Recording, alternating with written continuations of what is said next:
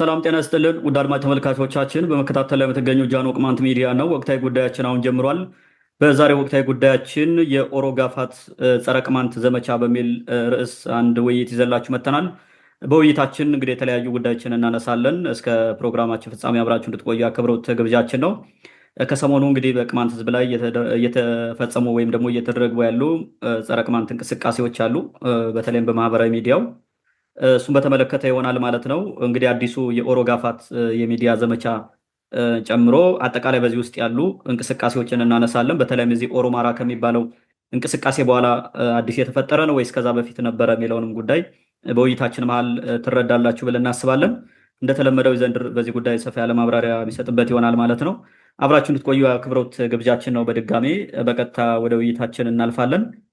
ቅድሚያ የምናነሳው ይሄ እንደ መግቢያ የምናነሳው ኦሮ ጋፋት የተባለው ጸረ ቅማንትነት ዘመቻ መቼና ለምን ዓላማ ተጀመረ የሚለውን ለዚህ ውይይትም ይህን ርዕስ ስለምን ሰጠነው የሚለውን ጉዳይም እንደ መግቢያ ይዘንድር ሰፋ አድርገን ማብራሪያ ያስጥበትና ወደሚቀጥሉት ጥያቄዎች እናልፋለን ማለት ነው። መልካም። እንግዲህ የኦሮ ጋፋቱ ቡድን መቼ ነው የተመሰረተው? ጥምረቱ አዲስ ነው ወይስ የቆየ ነው የሚለውን ነገር ማየት በጣም ጠቃሚ ነው። ምክንያቱም አሁን እየተካሄደ ያለው የዚህ ዘመቻ ነው፣ ግን ብዙ ሰው ልብ ስለማይለው ነው።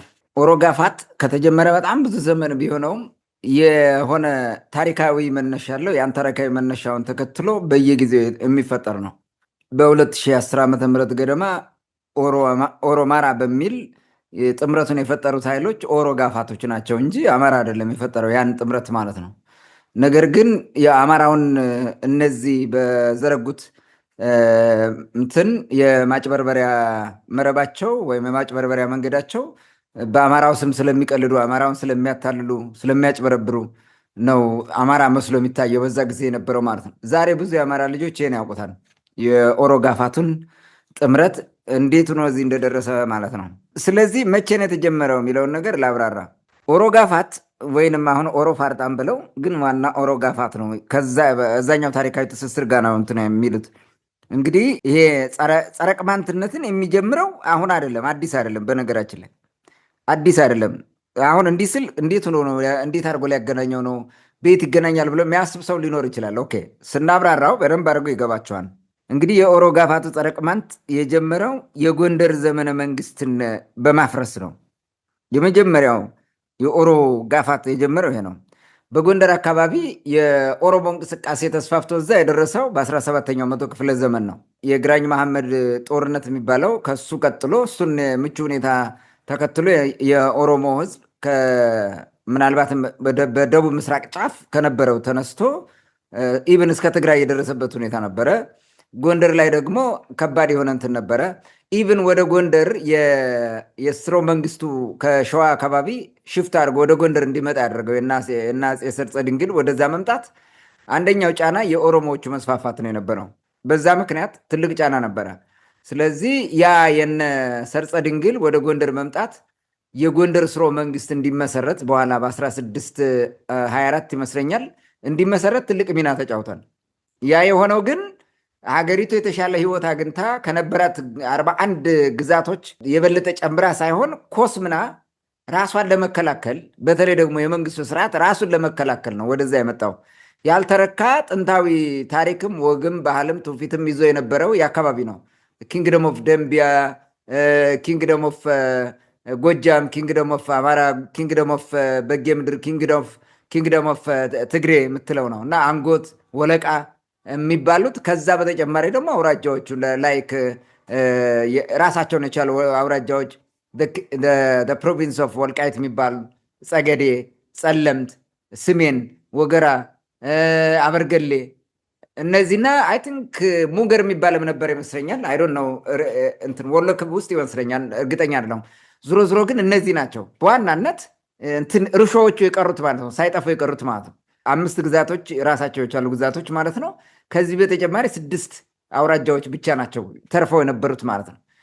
እነዚህንም ተቀራመቷቸው በኋላ ማለት ነው የኦሮሞ ሞቭመንት ወሎን እንደምታውቀው የወሎ የኦሮሞ ዲናስቲ ተመስርቶበታል። የእጁ ዳይናስቲ የሚባል ጎጃም ላይ ጥረት ነበረ ለመያዝ። የጎንደር ገዢዎቹ በዛ ጊዜ ዋና ውጊያቸው ከኦሮሞዎቹ ጋር ነበረ በተለያየ መንገድ።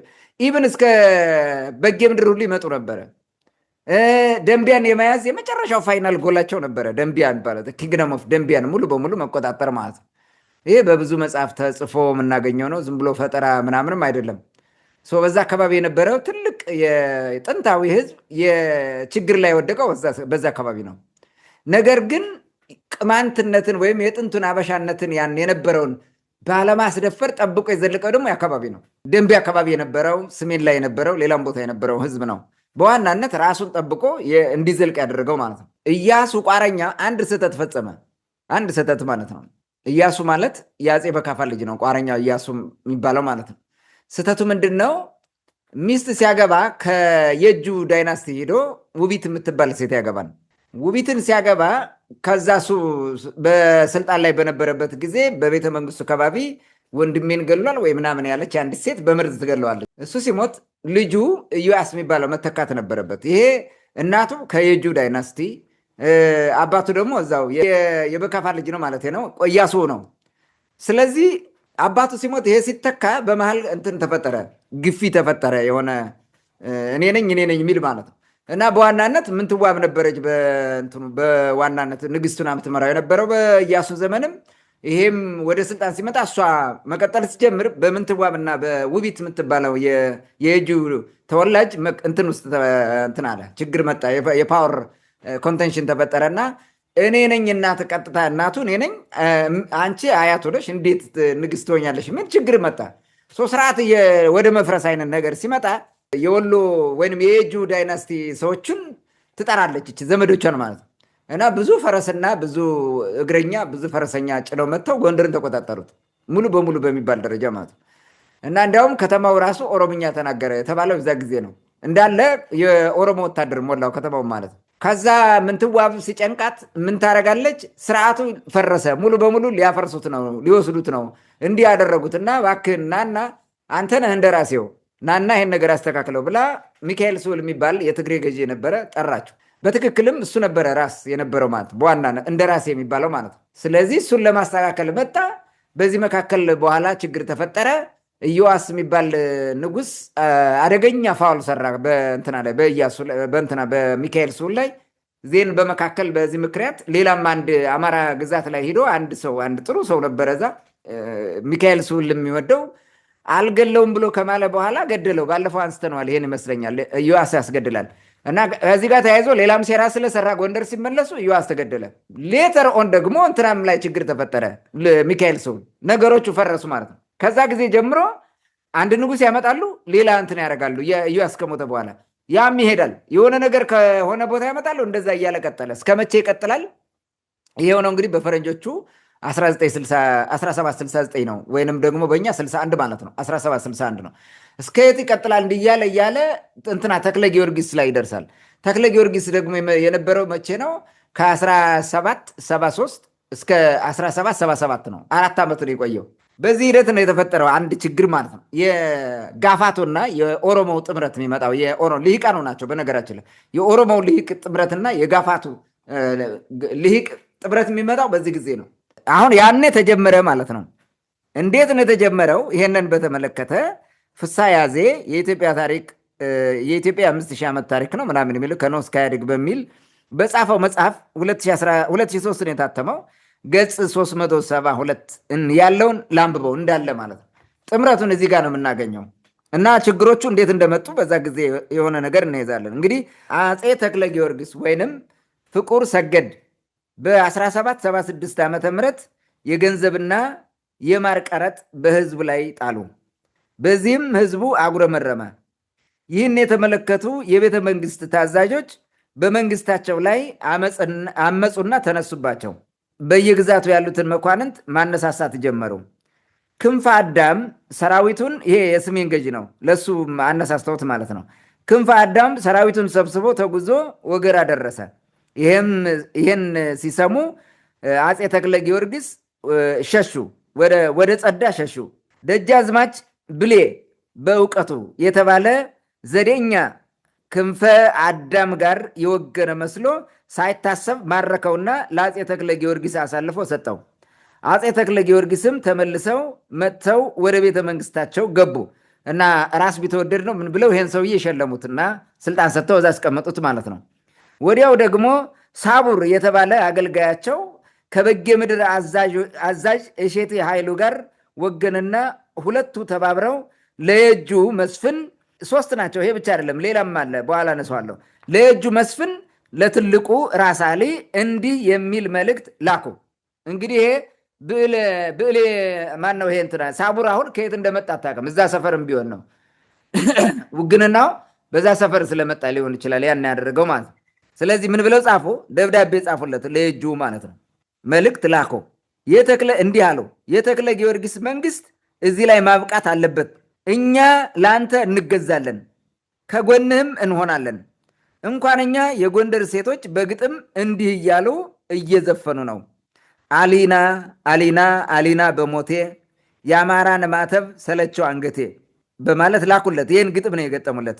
ልብ በል አሁን እንግዲህ የአማራን ማተብ ማለት የክርስቲያን ማተብን ሰለቸው ማለት ነው እንጂ በዛ ጊዜ ጎንደር አማራ ስለነበር አይደለም። አማራ የሚባለው ግዛት ወሎ ነው ያለው። ግን የአማራ ማተብ ማለት የክርስቲያን ነው። ማተብ ያለው ክርስቲያን ነው። የክርስቲያኑ ማተብ ሰልችቶናል ብለው ነው እንትን የሚሉት ማለት ነው። እንደዚህ ብለው ላኩለት። በነገራችን ላይ ተክለ ጊዮርጊስ ማን ነው የሚለውን ትንሽ እየላብራራለን። ከዚህ በፊት አንድ ነገር አውርተን ነበረ። እንግዲህ የጎንደር ስርወ መንግስት የሚባለው የቅማንት ስርወ መንግስት መሆኑ ይታወቃል። ማንም ያውቀዋል፣ በደንብ ነው የሚያውቁት። በቅማንትነት ስነ ልቦና የነበረ የቅማንቶች ስርወ መንግስት ነው። ቋረኞችም ስቲል የሚታወቁ ናቸው። ምንም ጥርጥር የለውም ይሄን። ነገር ግን ተክለ ጊዮርጊስ ደግሞ ስፔሲፊክሊ ከጭልጋ የመጣ ሰው ነው። ጭልጋ ተንበራ ነው የነበረው። ብቻውን እዛ አካባቢ የነበረ ክርስቲያን ነበር አባቱ እና የገለድባ ሙስሊሞች ገለውበት ነበረ እና እህቱን ወስደው ባሪያ አድርገዋት ስለነበረ እሷን ነፃ ለማውጣት ብሎ እሱን ያተረፈው እንትና ነው፣ ወንበር ጅግሪ ነው። ወንበር ጅግሪ ሲያተርፈው ወደ ጎንደር ሄደ። መጨረሻ ላይ አሳደገው ማለት ነው። ካደገ በኋላ እህቴን ማስመለስ አለብኝ ብሎ ሄደ። ጎንደር ተማረ። ን በዛ ጊዜ የሚነግስ ሰው ፍለጋ ያገኙትን እያነገሱ ስለነበረ እሱ ምጣው ደረሰው ማለት ነው። የኖሚናል የሆነ ንግስና ማለት ነው። ግን በኋላ የዘመነ ማነው የነየጁ ዳይናስቲና የጋፋቱ ዳይናስቲ ከፈጠረው ይልቅ ይህኛው የተሻለ ነበረ። እስከ ተክለ ጊዮርጊስ የመጨረሻው ተክለ ጊዮርጊስ ነው። በጣም የከፋው ነገር የመጣው ከሱ በኋላ ነው።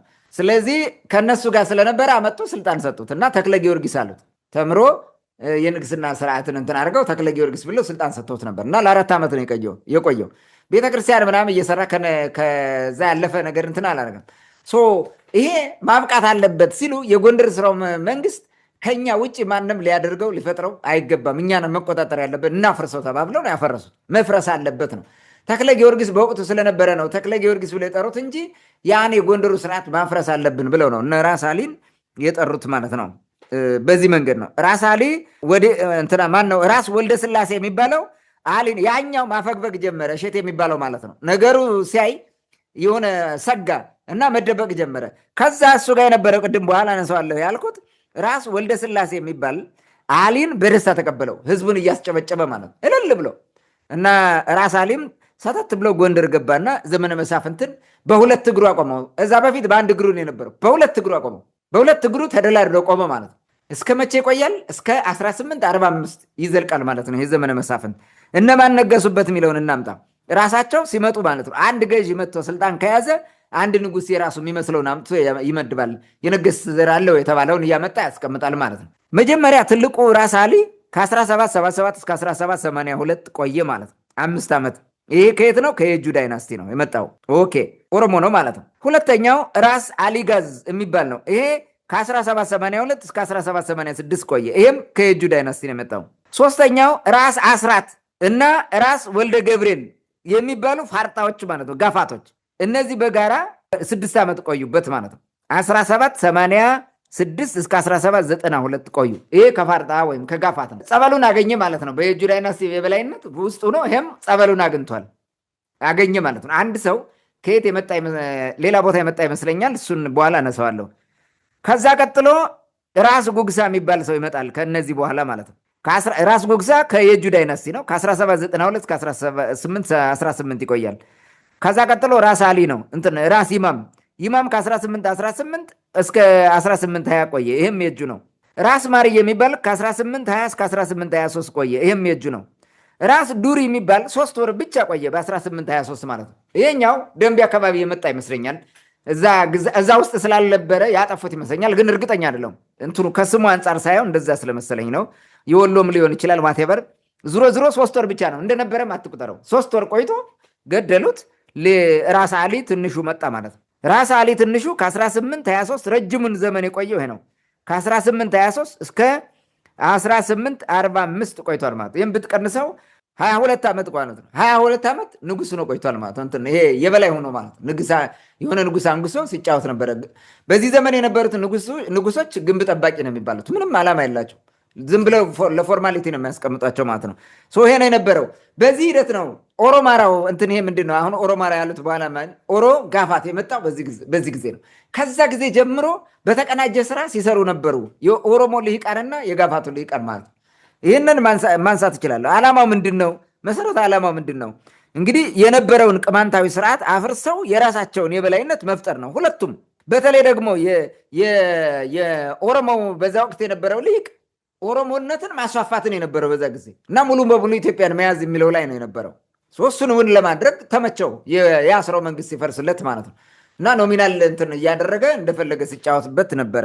የፋርጣው ደግሞ በራሱ መጥቶ ሙሉ በሙሉ ማሸነፍ ስላልቻለ ተጠግቶ ነው የሚመጣው። ሁልጊዜም ተለጣፊ ነው፣ ግን ደግሞ ጥቅመኛ ነው፣ አደገኛ አሻጥረኛ ነው። በውስጥ እንትን አደረገው። ያደረገው ምንድን ነው? ራስ አሊን ተጠግቶ ጎንደር ገባ ማለት ነው። ሲመቸው ደግሞ ለ6 ዓመትም ገዛ። ይህ ማለት ግን በነዚህ ከስሩ ባሉ የእጁ ዳይናስቲ ሆነው በሚመሩት ከስሩ ሆኖ ሰርቷል ማለት ነው። ምንም የጥቅሙ ተጋሪ ነው ዋናው። እንዲያውም ኳሊ ትንሹ የሚባለው አፄ ቴዎድሮስ ጋር ሲዋጉ እኮ ዋና መቀመጫ በጌምድር ነው የነበረው። ደብረ ታቦር ነበረ ተቀምጦ የነበረው በዛ ዘመን ማለት ነው። አፄ ቴዎድሮስ ሲመጣ አይሻል ላይ እኮ ፈርጥጦ ወደ ደብረ ታቦር ሲሄድ ነው የተገደለው። የነበረው እንትን ይሄ ነው ማለት ነው። የፈጠሩት ዓላማቸው መሰረታዊ ዓላማቸው የግል ፍላጎታቸውን ማሳካት ነው። በተለይ ደግሞ የፋርጣው ጥቅመኛ ቡድን ያን ማድረግ ነው ማለት ነው። ይሄን ስርዓት አፍራሽ የኦሮ ጋፋት ቡድን የገረሰሰውና ያጠፋው ቅማንቱ አፄ ቴዎድሮስ ተደራጅተው ተዋግተው የደመሰሱት እነዚህ ናቸው። ልብ በል መጀመሪያ ያን ስርዓት አፈረሱ።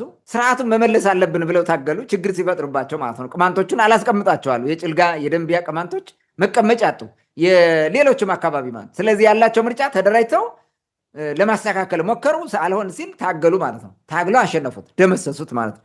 ስለዚህ ዘመነ መሳፍንት የሚባለውን ግርግር በተለይ ደግሞ በየጁ ዳይናስቲ የበላይነትና በጋፋቱ አሽቋላጭነት የቀጠለውን እሱን ሰበሩት ማለት ነው። አፄ ቴዎድሮስን በማዳከም ትልቁን ስራ የሰሩት ደግሞ እነዚህ ናቸው ራሳቸው ተመልሰው ማለት ነው። ልብ በል አፄ ቴዎድሮስ መቅደላ ሄዶ ከተቀመጠ በኋላ ትልቁ ተቃዋሚዎቹ የነበሩት 3 ናቸው ምናምን የየጁ ዳይናስቲ ሰዎች ናቸው፣ ኦሮሞዎቹ ናቸው።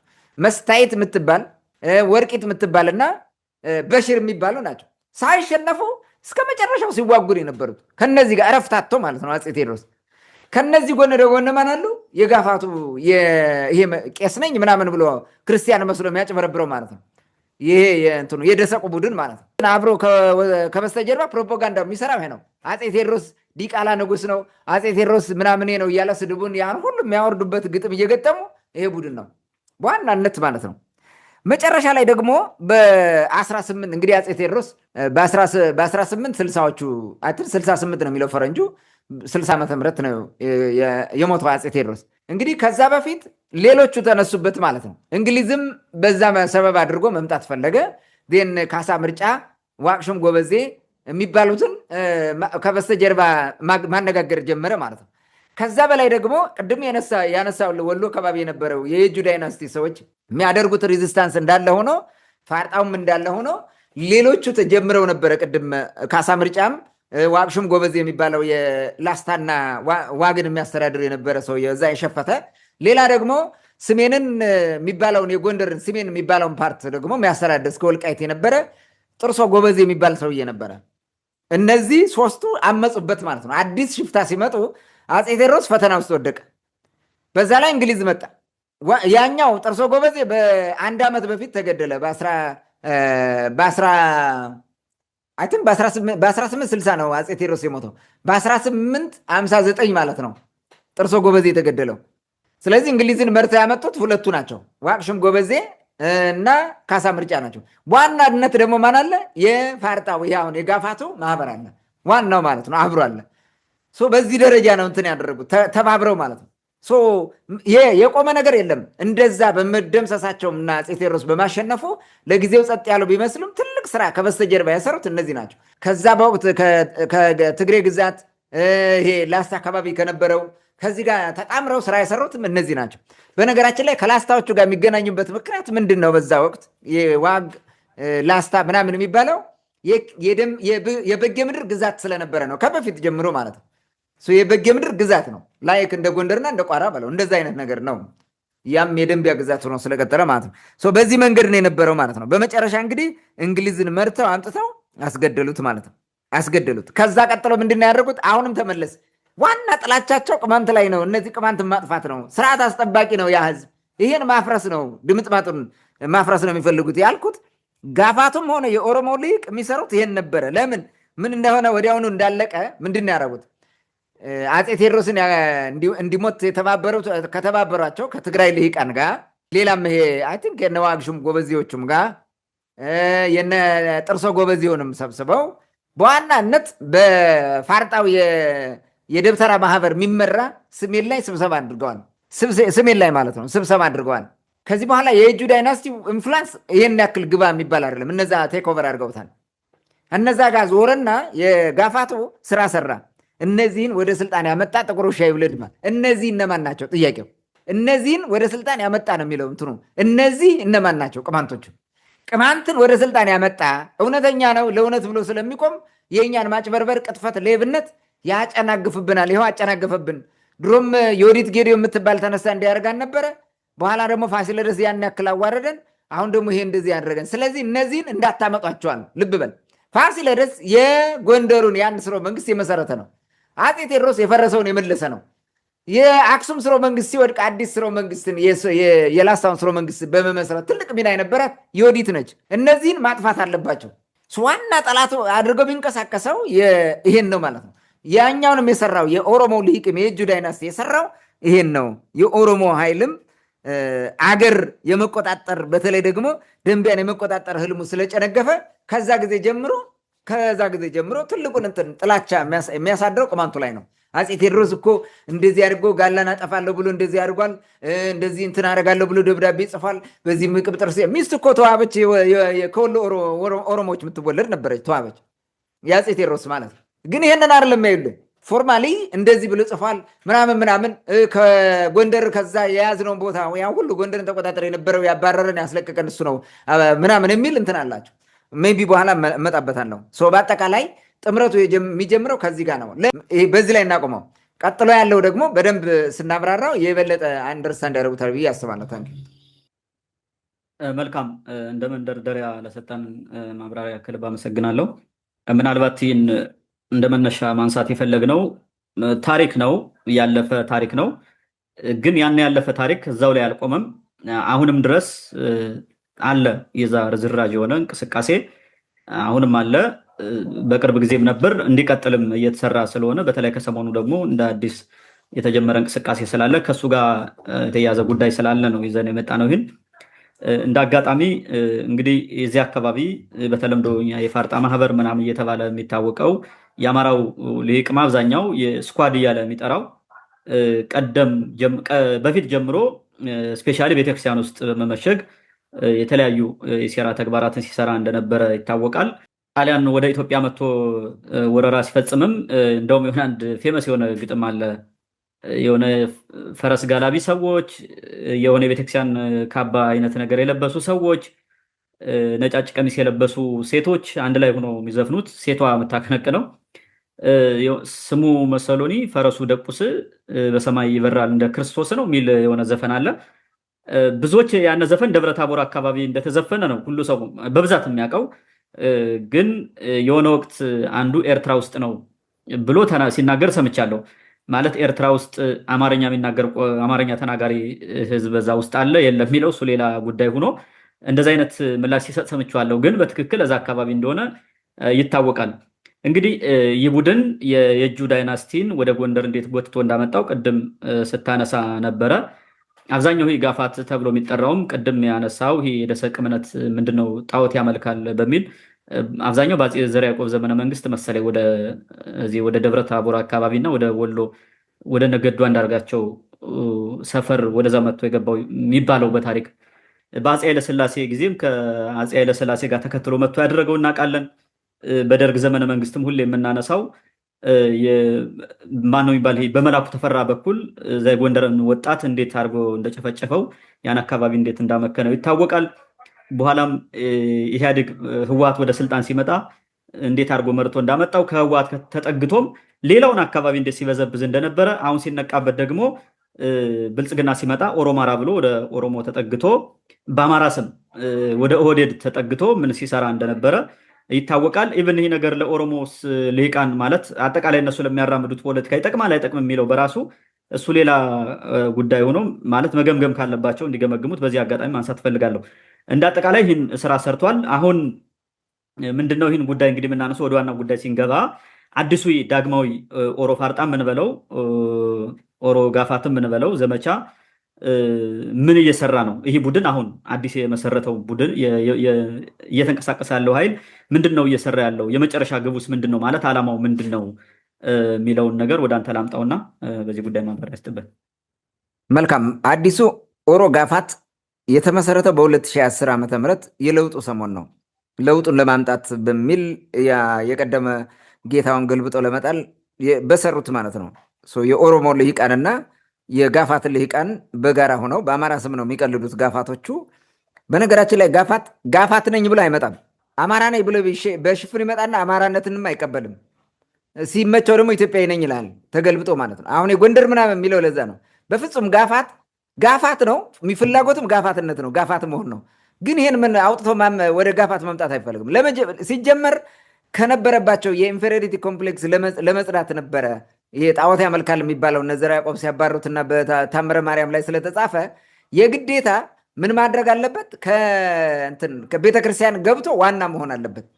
ዋና ቆንጮውን ተቆጣጠረው ማለት ነው። ቤተክርስቲያን ገብቶ ጠምጣሚ ውስጥ ነው ሁሉ ነገር አድርገው፣ ግን የሆነ አመል ግን አለው የምታየው ማለት ነው። ይኸው አሁን 15 ታቦት ወስዶ ለቃልቻ የሰጠው እኮ ከዛ የሚመጣ እኮ ነው። ከዛ መንፈስ የመጣ እኮ ነው። ይሄን ደግሞ እንደ ቅዱስ ያጫውቱታል ዛሬ ማለት ከዛ ነው የሚመጣው። በነገራችን ላይ እንደዛ ነው። እንደገና ደግሞ የመንግስት ፖለቲካ መቆጣጠር፣ እነዚህ ሁለቱ አይደፈር ያደርጉሃል፣ እንዳትነካ ያደርጉሃል ማለት ነው። ይሄንን ነው የሚሰሩት በዋናነት። ከዛ ጋር የሚመጣ ነው የተመሰረተው።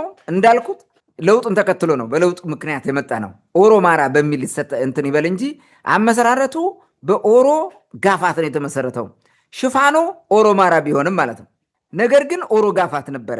እንትኑን እናምጣዎች ማን እንደነበሩ እናምጣቸው። አብይና ገዱ። አብይ ኦሮሞ ነው፣ ገዱ ደግሞ ጋፋት ነው። የዋርላ ደላንታ ጋፋት ነው፣ የወሎ ጋፋት ማለት ነው። ዘርዓ ያዕቆብ ሲያባረው ግማሹ የተወሰነው እዛ ነው ሄደው፣ አብዛኛው እንትን ነው የገባው ቢዛሞ፣ አሁን ወለጋ የሚባለው ማለት ነው። ወደ ደቡብ ሂዶ ወደ ሲዳማ ምንድነው ይሄ ዳሞት የሚባለውን ጋር ተቀላቅሏል። የተረፈው ደግሞ ወደ እንትን ነው የመጣ ወደ እንትን ምስራቅ ጎጃም ማለት ነው። ከዛ ወደ ሁለት ተበትኖ ግማሹ ደቡብ ጎንደር ገባ፣ በጌምድር ማለት ነው። ግማሹ ዋርላ ደላንታ ሄደ ወሎ ውስጥ ማለት ነው። እንደዛ ነው ያደረጉት። ገዱ አንዳርጋቸው የዋርላ ደላንታው እንትን ነው ጋፋት ነው። ሚስቱ የደቡብ ጎንደሩ ጋፋት ነች። እንትና እዚህ በፊት አንስተነዋል። የገዛኝ ወርቄ ልጅ ናት። ገዛኝ ወርቄ ጋፋት ነው ይሄኛው። ሲጋቡ ጋፋት ለጋፋት ነው የሚጋቡት። አየው እንዴት አድርገው ውስጥ ለውስጥ እንደሚሄዱ ማለት። አሁን በደንብ ብታጠና ራሱ እንደዛ ነው የሚተሳሰሩት። ገዱ እና አብይ ኦሮ ጋፋት ናቸው ማለት ነው። ሌላው ቀጥሎ ደግሞ አብይ ከአምባቸው ጋር ነው። አምባቸው ጋፋት ነው። አብይ ደግሞ ኦሮሞ ነው። አሁንም ኦሮ ጋፋት ቀጠለ ማለት ነው። ከዚህ ቀጥሎ ደግሞ ውስጥ ለውስጥ አብረው የሄዱበት የተወሰነ እንትን ያደረጉት እንትና ጋር ነው። አብይና ብናልፍ አንዱዓለም ነው በዋናነት። ብናልፍ አንዱዓለም ማለት ወንበርማ የሚባለው ከወለጋ በኋላ በኦሮሞ መስፋፋት ከቢዛሞ ተባሮ በዚህ በቡሬ በኩል መጥቶ የተቀመጠ ነው። ወንበርማ ነው የሚባለው። ይሄ እንትናቸው እንትና ወልፍ ሌስላው ራሱ የጻፈው መጽሐፍ አለ በ1954 በፈረንጆቹ ማለት ነው። ስለ ጋፋ ቋንቋ ምናምን እዛ ያሉ እንዳሉ ያስቀምጠው። ይኸው ኦሮ ጋፋት ነው የሚጣመሩት። ማን ነው እዛ ውስጥ አማራ ያለው? እነዚህ አማራ ብለህ ካልተቀበልካቸው በስተቀር አማራንን ስለሚሉ ካልሆነ በስተቀር ቤዚክሊ ስነ ልቦናቸው የሉበትም። እዛ ውስጥ በምንም መንገድ የሉበትም። እነዚህ ናቸው። ቅማንት ላይም ትልቅ ግፍ የፈጸሙት እነዚህ ናቸው። አብረው እየተባበሩ ነው የሰሩት። ይህን ነው የኦሮሞ ኃይል ወይንም የኦሮሞ ሊግ ቅማንት ኦሮሞን ከሰሜን አስወጥቶታል፣ ጥቃት ፈጽሟል። በተለይ አፄ ቴዎድሮስ የሚባለው በዚህ ምክንያት ምናምን በሚል በውስጡ የራሱ እንትን አለው ማለት ነው። በውስጡ ያፈረስነውን ዘውዳዊ ስርዓት መልሶ ህይወት ዘርቶበታል። ለምኒልክ ወደዚህ መምጣትና እኛን አገር የሚባለው በዛኛው ስርዓት እንዲቀጥል የሰለሞን ስርዓት የሚባለው እንዲቀጥል ያደረገው መሰረቱ እሱ ነው፣ ቅማንቱ ነው ብሎ ያምናሉ። አይናገሩም፣ በፍጹም ወጥተው አይናገሩም። እንደዚህ ብለው ኔቨር ሊጠቀሙብህ ይሞክራሉ። እነሱ ራሱ ጋር አስጠግቶ ምናምን ሊጠቀምብህ ይሞክራል ይቁ እንጂ በምንም መንገድ ይሄን አይናገሩም። በውስጣቸው ግን ይሰሩታል። በጣም ቂመኛም ናቸው። አይናገሩም፣ በቂም ግን ይሰሩታል። ያን ነው የሚሰሩት። ሪል የህዝቦች ስርዓት ቢገደው ምናምን ምን ያደርግ ነበር? የመጣው ስልጣን ሲይዝ እና አብይ የቅማንትን ጥያቄ ወዲያው ይመልሱት ነበረ። አሁን አንዳንድ ሰዎች አምባቸው የቅማንትን ጥያቄ እኮ ማለት እንትን አምባቸው እኮ ጥሩ ሰው ነው አነጋገሩ ምናምን ምን አደረገሽ? ወደ ስልጣን ሲመጣ የቅማንት ጥያቄ ይመለሳል ብሎ ተናግሮ ያውቃል? ጥያቄውን መልሷለን በቃ ብሎ ያውቃል? ለመመለስ ተንቀሳቅሶ ያውቃል? የለም ኔቨር። ማጭበርበሪያ ምላሱ እንትን ስላደረገ ነው። ልክ እንደዚህ ነው። እነዛም ሲስተማቲክሊ እንደዛ ነው ያደረጉት ማለት ነው። የሚያግዙ መስለው ያወሩሃል ግን አያግዙም። ኔቨር በፍጹም ማለት ነው። በማይጠቅምህ ነገር የሆነ ነገር ሊያደርጉ ካልሆነ በስተቀር ማለት ነው። እንዲልላችሁ እንዲበሉልን ምናምን የሚል ወሬ ሊያወሩልህ ይችላሉ እንጂ በፍጹም በጣም ባለፈው ነው አንድ ትንታኔ ሰጥቼ ነበረ። በልሂቃን ደረጃ በጣም መናጤውና ብልጣ ብልጥ የሆነው እንትን ልሂቅ የኦሮሞ ልሂቅ ነው የመጀመሪያው። ቀጥሎ የትግሬው ልሂቅ ነው። ከዛ በኋላ የአማራው ልሂቅ ምንም እንትን ያለው ማያውቅም፣ ምንም የዋህ ነው። ምንም ከዚህ ግባ የሚባል ነገር የለም። ምናልባት ከዚህ በኋላ የሚበስል ካልሆነ በስተቀር ማለት ነው። እነዛኞቹ በጣም ካልኩሌቲቭ ነው፣ የሚሰሩትን ስራ በደንብ ያውቃሉ። ከዛ አንጻር ማየት እንችላለን ማለት ነው። የጋፋቱ ኃይል ደግሞ ቅማንት ከተነሳ ጎንደር ላይ የምዘርፈው ይቀርብኛል፣ ሚስጥሩ ይጋለጥብኛል፣ ከባድ ነው እሱ ማለት ነው። እንደገና ደግሞ የጥቁር ውሻው ርግመን ይበርስብኛል፣ ይፈርስብኛል፣ ይረክስብኛል። ረግመን በአማራው ማለት አማራ በሆነው ህዝብም በምንም እውነት አስመስለን ያወራ ነው ይጋለጥብናል። ስለዚህ እኛ ነው የምንዋረደው፣ መጥፋት አለበት ነው። ቅጥፈቴ ይጋለጥብኛል የሚልና አብረው እዚህ ጋር ተያያዥ የሆኑ ጉዳዮችን ያነሳል። በዚህም ጸረ ቅማንት ነው፣ ያኛውም በዛ መንገድ ጸረ ቅማንት ነው። ሁለቱም ተባብረው እንደ ጨፈጨፉን አይነት ጭፍጨፋ የጨፈጨፈን የለም በዚህ ዓለም። ቅማንትን በዋናነት ሁለቱ ነው ይህንን ግፍ የፈጸሙት፣ ትልቁን ጭፍጨፋ ማለት ነው። ታስታውስ ከሆነ የቅማንት ህዝብ መጨፍጨፍ በዋናነት ቀንዳሙ ጭፍጨፋ እንትን ያለው የተጀመረው 2011 ዓመተ ምህረት ነው። ትልቁ ጭፍጨፋ የእነ አብይ ጦር እያየ ምንም አታድርጉ ዝም ብሎ ይጨፍጨፍ ብሎ እና አብይ ማለት ነው የኦሮሞ ኃይል ማለት ነው ይህን ያስጨፈጨፈው አብይ ነው። ይህን ያደረገው ይህ መሬቱን ደግሞ የሚመሩት እነዚህ ጋፋቶች ናቸው። ከዚህ በአማራ ክልል ውስጥ ያለውን ማለት ነው የሚሰሩት እነዚህ ናቸው። እነ ገዱ እሱ ተከትሎ የመጡት በኋላ ሰኔ 15 ጎርፍ የወሰዳቸው እነዚህ ሁሉ ተባብረው እብዱንም ምኑንም እያመጡ እንደዛ ያደረጉት እነዚህ ናቸው። ብልጽግና የሚባለው ኃይል ማለት በኦህዴዱ የሚመራው ኃይል ማለት ትልቁ ስራ የሰራው ይሄኛው ቡድን ነው። እናም ቅማንት ላይ ከ2010 ዓመተ ምህረት ጀምሮ የተፈጸመው ጭፍጨፋ የፈጸሙት የኦሮሞ ጋፋት ኃይሎች ናቸው። ኦሮ ጋፋት ስንል የኦሮሞ ኃይል የምንለው አሁን የብልጽግናውን የሚመራው ኃይል ማለት ነው። የኦሮሞ ህዝብ ማለት አይደለም። በነገራችን ላይ በሁሉም ልሂቅም ላይሆን ይችላል የኦሮሞ ልሂቅ። በዋናነት ግን ስልጣን ላይ ያለው እነ ሽመልስና እና አብይ ጋር ያለው ዋናው እሱን ነው የሚሰራው።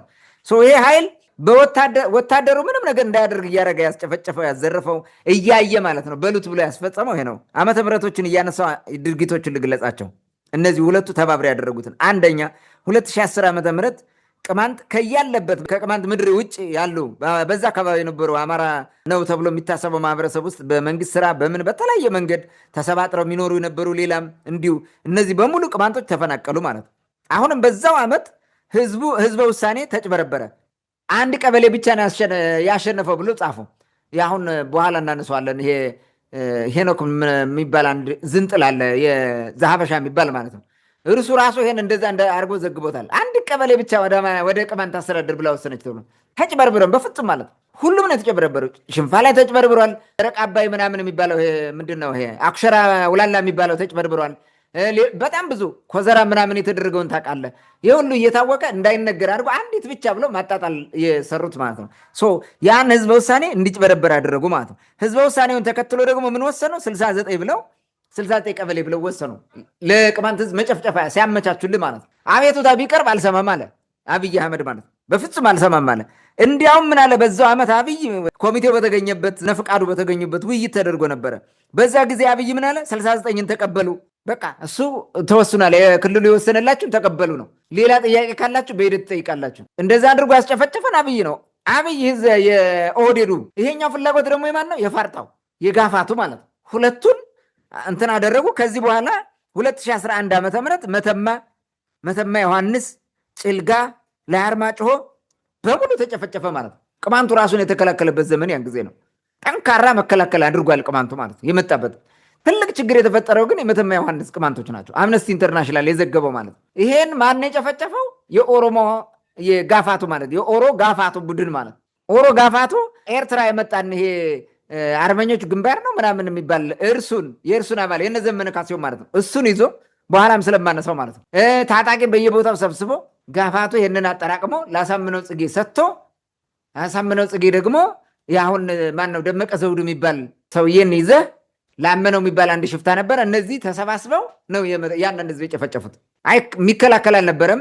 ከአብዛኛው ቅማንት ከሚኖርበት ራቅ ያለ ቦታ ነበረ እሱ የሚኖሩት ማለት ነው። የከተማው ከግማሽ በላይ ቅማንቱ ነው የዛ ጊዜ ነበረው። ምክንያቱም ከጥንት ጀምሮ የነበረ ነው ያን ቦታ ሲጠብቁት የነበረው። ይሄ ጭፍጨፋ ተፈጽሟል ማለት ነው። ይህን ሁለቱ ተባብረው ያደርጉት የናብዩ ኃይል መከላከያ ሰራዊቱ ምንም እንዳያግዝ እንዳይረዳ ሲጨፈጨፍ የፈለገው እንዲያደርግ ዝም ብሎ ማየት ማለት ሲመቸው ደግሞ ጥይት ምናምን መኪና ያቀብላቸዋል።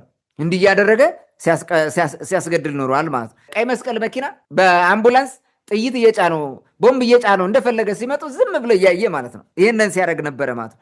በተመሳሳይ 2011 ፋኖ የተባለ ጽንፈኛ ኃይል አደራጁ ማለት ነው። ከዛ ቀደም ብሎ ጀምረው ነው ያደራጁት። ይህም በኦሮሞ ጋፋቱ ተቋቋመ። ይህን የመሰረቱት እና አምባቸው ምናምን የሚባሉት ናቸው። መጨረሻ እንትን ያሉበት ማለት ነው።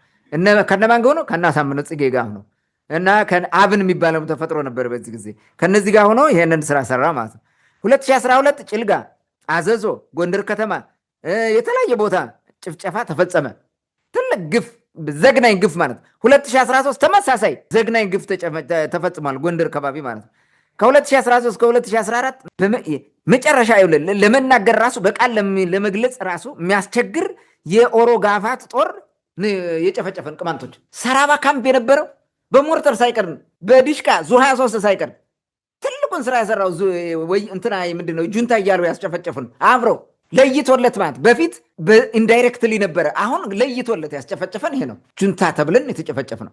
ይህ ሁሉ ነው። ያ ሁሉ ግፍ ሲፈጸም ነው ብዙ ቅማንቶች ወደ ሱዳን የተሰደዱት ማለት ነው። ከ2015 ጀምሮ ደግሞ እስከ ዛሬ ድረስ ኮሚቴው በኦሮ ጋፋቱ ሴራ እየተለቃቀመ እስር ቤት እንዲገባ ተደረገ።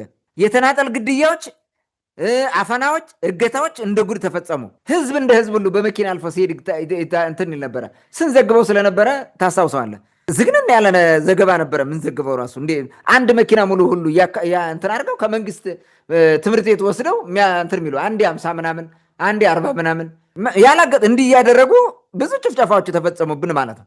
አሻጥር እየተሰራ ባለፈው መቃ ላይ የተፈጸመውን እናውቃለን ምን እንደተደረገ ማለት ነው። ሰው ግድያ፣ ጭፍጨፋ፣ ማሳደድ፣ ማፈናቀል ይሄ ተጠናክሮ ቀጥሏል። እስከ ዛሬም ራሱ ይሄ ነገር ተፈጽሟል። ግፍ የሌለ ግፍ የለም። ምን እንደሚያደርጉ ማለት ነው። በቅርብ ጊዜ የሚደረጉ ጥቃቶችን ጎዶ መላሌት 2 ጊዜ ነው 3 ጊዜ በአረንጓ የተደረገውን ዘግናኝ ጭፍጨፋ፣ በለኋ፣ ኩመር፣ መቃ ምን ያልተደረገ ነገር አለ? አሁን ራሱ ሰሞኑን የሚያደርጉት ማለት ነው። ይሄ ሁሉ ተደርጓል። ይሄ የጋፋቱ የሴራ ማህበር የሚሰራው ነው። 2018 በኮሚቴው ላይ ደግሞ ለይቶላቸው ቀንድ አውቅለው በደቦ ፍርድ 40 ዓመት ወይም ከ32 ዓመት በላይ ፈረዱባቸው ማለት ነው። ይህ ሁሉ የዚህ ኃይል የኦሮሞውን ለምን ታነሳለህ? እዚህ ጋር ኦህዴድ እኮ ምንም አላደረገም። ምን እያደረገ ነው እንዴ? እርሱ አይደል ይህን ሀገር የሚመራው? ማን ነው ተጠያቂው? አሁን ይህንን ነፃ ለማውጣት የሚታገላል። በኋላ መጣበታለሁ። ኤርሚያስ የሚባል ሰውዬ በተለይ ይህንን እንትን ለማድረግ የሄደበት መንገድ ይህንን አሁን ካነሳሁት አንጻር በኋላ ሳነሳውን በደንብ እንትን ይረዳናል። የሄደበት መንገድ ማየት ትችላለህ ማለት ነው። ስለዚህ ኦሮማራ ተብሎ ኦሮ ጋፋቱ የሄደበት መንገድ ነው ለዚህ ሁሉ የዳረገን ማለት ነው። አሁን ደግሞ ልክ እንደ 2013 ያለ መጠነ ሰፊ ጭፍጨፋ ለመፈጸም ምቹ ሁኔታና በቂ ምክንያት እያዘጋጁ ነው ምክንያት እየፈጠሩልን ማለት ነው። አሁን ከወያኔ ጋር ሊመጣ ነው ብሎ 5 ግንባር ምናምን እያለህ አይደለ? ከዛ ሲጨፈጭፉ ምንድን ነው የምልህ ለሌላው ሰው ምን ይላሉ? ይኸው ከወያኔ ጋር መጥቶ ተባባሪ ሆኖ ነው ሊያጠፋ ሲል ጎንደርን ጨፈጨፍ ነው ይላል። ሶ ጀስቲፋይድ ምን ታደርጋለህ? እዛ በኋላ ይሄ ማሳመኛ አድርገው ይህን እየሰሩት ነው። ያኔ ጁንታ እያሉ ያስጨፈጨፉን፣ አሁንም በተመሳሳይ ይህንን ለመስራት እየተንቀሳቀሱ ማለት ነው። ምቹ ሁኔታ እና ምክንያት እየፈጠሩ ነው። ወያኔ ቅማንትን ተጠቅሞ ጎንደርን አካባቢ ለመቆጣጠር 5 ግንባር ፈጥሮ እየመጣልህ ነው በሚል እያናፈሱ ነው ማለት ነው። ማህበራዊ ሚዲያውን ይዘው ፕሮፓጋንዳ እየሰሩ ነው።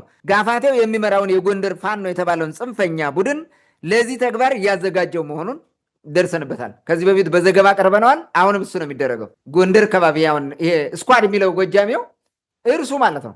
ይሄ በሙሉ ተዘጋጅቶ ሌላም ኃይል ሊጨምርልህ ይችላል ከተመቸው ማለት ነው። እንደዚህ አድርጎ መጨፍጨፍ ይፈልጋል። ለመጨፍጨፍ ግዴታ ምክንያት ፈጥረዋል ኦልሬዲ ማለት ነው። ቅማንቱ ይህንን በደንብ አድርጎ ማወቅ አለበት ማለት ነው።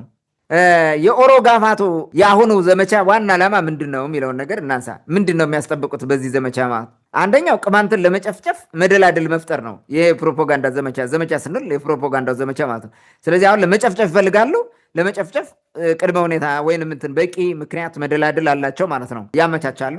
ከጎን የሚሰለፍ ሰው ሁሉ ሊያገኙ ነው ማለት ነው። ኦህዴድ ስልጣንን ለማትረፍ አማራውን ከጎኑ ማሰለፍ። ለዚህም ጠላ ቅማንትን ዲሞናይዝ ማድረግ አለብህ። ቲፒኤልኤፍን ዲሞናይዝ ማድረግ አለብህ። ሰይጣናዊ ማድረግ አለብህ እና ከትግራይ ጋርም ከቅማንቱም ጋር እንዳይስማማ ታደርገዋለህ ማለት ከአገው ጋር እንዳይስማማ ታደርገዋለህ። ስለዚህ አማራ ምን ይሆናል? ደስበሬት ይሆናል። በማን ሳይወድ በግድ ከመንግስት ጋር ሆኜ እዋጋለሁ ይላል። ይሄ የማን ፍላጎት ነው? የጋፋቱ ፍላጎት ነው። እንደዛ አድርጎ ያስጨፈጭፋል ማለት። ቅማንት ተጨፍጭፎ እኮ አይበቃም፣ በዛ እኮ አይቆምም። በነገራችን ላይ ተመልሰውም አማራውን አታክ ያደርጉታል። ይሄንን መረዳት ነው እንግዲህ። ሌላው ደግሞ ሶስተኛው እንትናቸው የበቀል ቋንጣ የሆነ ቂማቸውን ለመቆርጠም ነው። ያን የበቀል ቋንጣቸውን ቂማቸውን እንትን ማድረግ ነው። አፄ ቴዎድሮስ ጀምሮ የሚያነሱት የተለያየ ነገር የሚያነሱትን ነገር እርሱን ይህን ህዝብ መበቀል ነው። የሚሰሩትም ይሄን ነው። ይሄ አሁን ማይመስል ነው ምናምን ሊል ሰው ይችላል። ተግባራዊ የሆነ እውነት ነው። ታሪክ ሄዳችሁ በደንብ አድርጋችሁ አንብቡ ምን እንደተፈጠረ ማለት ነው።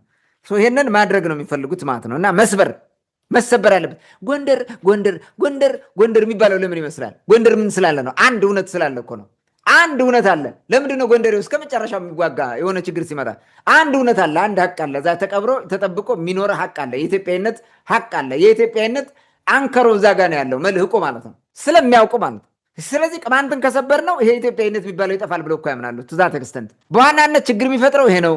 መስበር አለብን ብለው ይሰራሉ። ይሄንን እውን ለማድረግ ነው የሚሰራ ማለት ነው።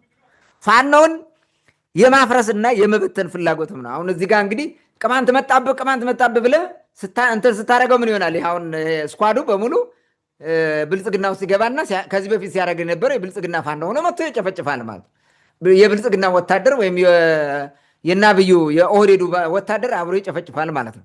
በወያኔ ነው የሚፈራራው። እሱም ወያኔን አጥብቆ የሚፈራው ስለሆነ ማለት ነው። ይሄንን እውን ለማድረግ እንትን ይጠቀምባቸዋል። በዚህ መንገድ እንግዲህ ፋኖውን በተነው፣ ኃይሉን አዳከመ ማለት ነው። አምስተኛው የፋርጣ ወይም የጋፋቱ የሚፈልገው ጎንደር ክልል መመስረትና አለቃ መሆኑን አለበት። ስለዚህ ያን እውን ለማድረግ ግዴታ ቅማንት መፍረስ አለበት። ቅማንት እያለ ያ ነገር ሊሆን አይችልም ብሎ ያስባል።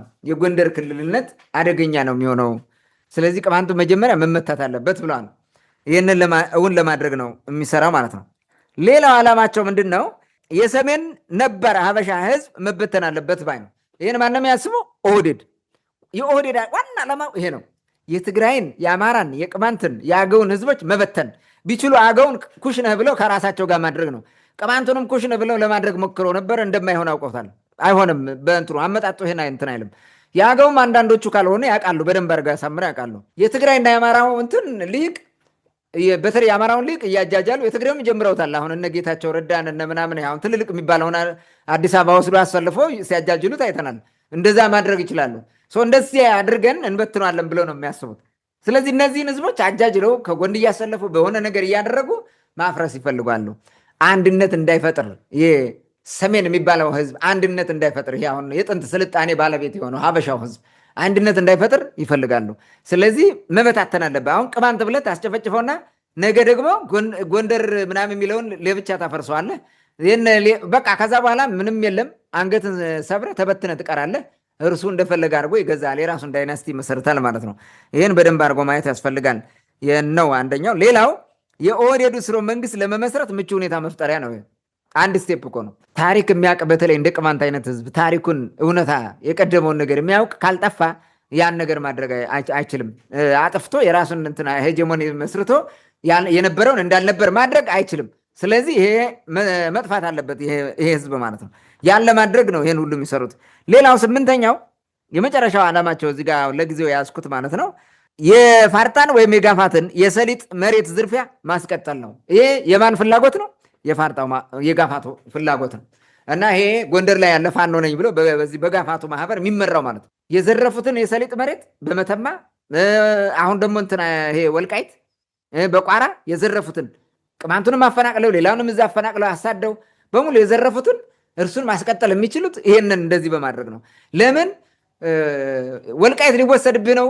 በዚህ ደግሞ እንትኑ ቅማንቱ ወልቃይትን አሳልፎ ለመስጠት ከወያኔ ጋር ተሰልፎ 5 ግንባር አድርጎ መጣ ምናምን ሲልህ ከዛ በኋላ አማራው ምን ያደርጋል? የግዴታ ሆ ብሎ ከጎኑ እንዲሰለፍ መስዋዕት እንዲከፍል ያደርጋል። እርሱ አይሞትም፣ በጥፍሩም አይነካውም ሞትን። ነገር ግን ሰሊጥ ምናምን ይይዛል ሰዎችን እያስጨረሰ ማለት ነው። እነዚህ ናቸው መሰረታዊ እንትኖቹ ማለት ነው። ስለዚህ ዓላማውም አሁን እያደረገ ያለው ዳግማዊ የኦሮ ጋፋቱ ይሄን ነው የሚመስለው። ታንኪዩ። መልካም እንግዲህ አዲሱ የኦሮ ጋፋት ምንበለው የኦሮማራ ምንበለው አጠቃላይ ይህ ቡድን ከሰሞኑ በተለይ ይህን አጀንዳ ዛሬ እንድናነሳ ያደረገን ቅድም ያነሳው በ5 ግንባር በቅማንት ቀጠና የሆነ ጦርነት ለመክፈት በትግረኛ የተጻፈ በምን የተጻፈ እያሉ የሚቀሰቅሱት እንግዲህ ምንም ማስረጃ የላቸውም። ራሳቸው አዘጋጅተውት ይሁን ከየት ያገኙት ራሱ የሚታወቅ ነገር የለውም። በተደጋጋሚ ምቹ ሁኔታ በመፍጠርና ሌላውን በማወናበድ በማወዛገብ እንደዚሁም መረጃ የተጣመመ መረጃ በማራገብ ከዚህ በፊትም በቅማንት ላይ እንዲዘመትና ቅማንት እውነትም የዚህ ተላላኪ ነው ምናምን እንዲባል አድርገው የጨፈጨፉበት ጊዜ አለ። የቅርብ ጊዜ ታሪክ ነው። ምንም የሚደበቅ ወይም ደግሞ የሆነ ታሪክ ማስረጃ እስኪ ማስረጃ አምጣ የሚባል ነገር የለውም። ትላንት እየሆነ ያለ አሁንም እየቀጠለ ያለ ስለሆነ ከዚህ አንጻር የዛሬውን አጀንዳ በስፋት ከታሪካዊ ዳራው ተነስተን ለማንሳት የወደድ ነው። ለዚህ ነው ምናልባት በዚህ ጉዳይ ሁሉ ሰው እኩል ግንዛቤ ላይኖረው ይችላል፣ ወይም ደግሞ ዝም ብሎ ተራ ነገር ሊመስለው ይችላል። ግን ታሪክን ማገላበጥም አንዳንዴ ይጠቅማል። ይህ ነገር አሁን መነገር የለበትም ምናምን የሚል ሰው ሊኖር ይችላል። ግን መነገር ያለበት አሁን እንደውም ጊዜው አሁን ነው። ለምን እነሱ በተግባር እየኖሩት ወይም ደግሞ እያደረጉት ስለሆነ ከዚህ በላይ ምን እስኪያደርጉ ነው፣ ለምንድን ነው እንዲህ የሚያደርጉት የሚለውንም ሰው ማወቅ ስላለበትና ተገቢውን ራሱን የመከላከል ስራ እንዲሰራ ለማድረግም ስለሚያስፈልግ አንዳንዴ ይህን የሚያደርገው ኃይልም አይታወቅብንም ብሎ የሆነ በጊዜያዊ ጥቅም ብቻ ማለት በኢትዮጵያዊነት ስም ብቻ ተሰባስቦ እውነትም እንደ ጠላት አሳይቶ ለመምታት ብቻ ሳይሆን ከጀርባው ያለው ታሪክ ወይም እውነቱ ሲታወቅበት ወይ ይቅርታ ጠይቆ ወደ እውነት እንዲመጣ ወይም ደግሞ ተነቃቢ ብሎ ለድርድር እንዲቀመጥ ወይም ወደኋላ እንዲያፈገፍግም ለማድረግ ስለሚጠቅም ነው። ከዚህ አንጻር ነው ማንሳትም የሚያስፈልገው። ወደሚቀጥለው ጥያቄ እንለፍና እንግዲህ የአዲሱ የኦሮማራ የሚሆን የኦሮ ፋርጣ የምንበለው ይህ ቡድን አጠቃላይ ሚዲያ ዘመቻ ላይ ነው። ይህን የሚዲያ ዘመቻ በፊት አውራሪነት ወይም ደግሞ ከፊቱ ነው እየመሩት ያለው። እነማን ናቸው፣ ከየት አካባቢ ናቸው የሚለውን ሰፋ አድርገን ብናነሳው የተሻለ ይመስለኛል። ብዙ ሰው እዚህ ማህበራዊ ሚዲያ ላይ እየሆነ ያለውን ምላሽ መስጠት ምናምን የሆነ በቃ አይደል አሁን እየሆነ ላለው ብቻ ቻለንጅ ማድረግ ወይም ደግሞ ካውንተር አታክ የሆነ አይነት ምላሽ መስጠት ነው እንጂ ለምን ይህን እያደረጉ እንደሆነ ብዙ ሰው ስለማይገባው ከመጀመሪያውም አንስተነዋል። ቀጥሎ ደግሞ እነማን ናቸው ከሚለው ጋር ሲገናኝ ለምን እንደዛ እንደሚያደርጉም መገንዘብ ይቻላል ማለት ነው። መቀጠል ይችላል። መልካም እንግዲህ አዲሱ ይሄ የኦሮ ጋፋት ዘመቻ ይዘታቸው ምንድን ነው? አውራሪ ሆነው እየሰሩት ያሉት በተለይ አሁን ሰሞኑን እነማን ናቸው የሚለውን 2 ሚዲያዎችን ወይም 2 ግለሰቦችን አንስተን ለማየት እንሞክራለን። እንግዲህ አዲሱ የኦሮ ጋፋት የሚዲያ ዘመቻ አዲስ አጀንዳ ፈጥሯል እና ያን አጀንዳ ይዞ እየተቀደደ ነው ማለት ነው። ሶሻል ሚዲያውን እያራገበው እየተቀደደ አደገኛ የሆነ መረጃ እንደወጣ አድርጎ እያራገቡት ነው። ህወሓትና ቅማንት የጦርነት እቅዳቸውን ይፋ አድርገዋል። ሁለቱ በአንድ ላይ ሆነው እና ትግራይ በትግርኛ የተቀረጸው ሰነድ በእጃችን ገብቷል ይላል አንደኛው። ያኛው ደግሞ አማርኛ ሆኖ ፎቶ አንስቶ ራሱ ለከበር ፔጅ የተጠቀመበት የአማርኛ ጽሑፍ ነው እንጂ ትግርኛ አለ የፈጠራ ወሬ።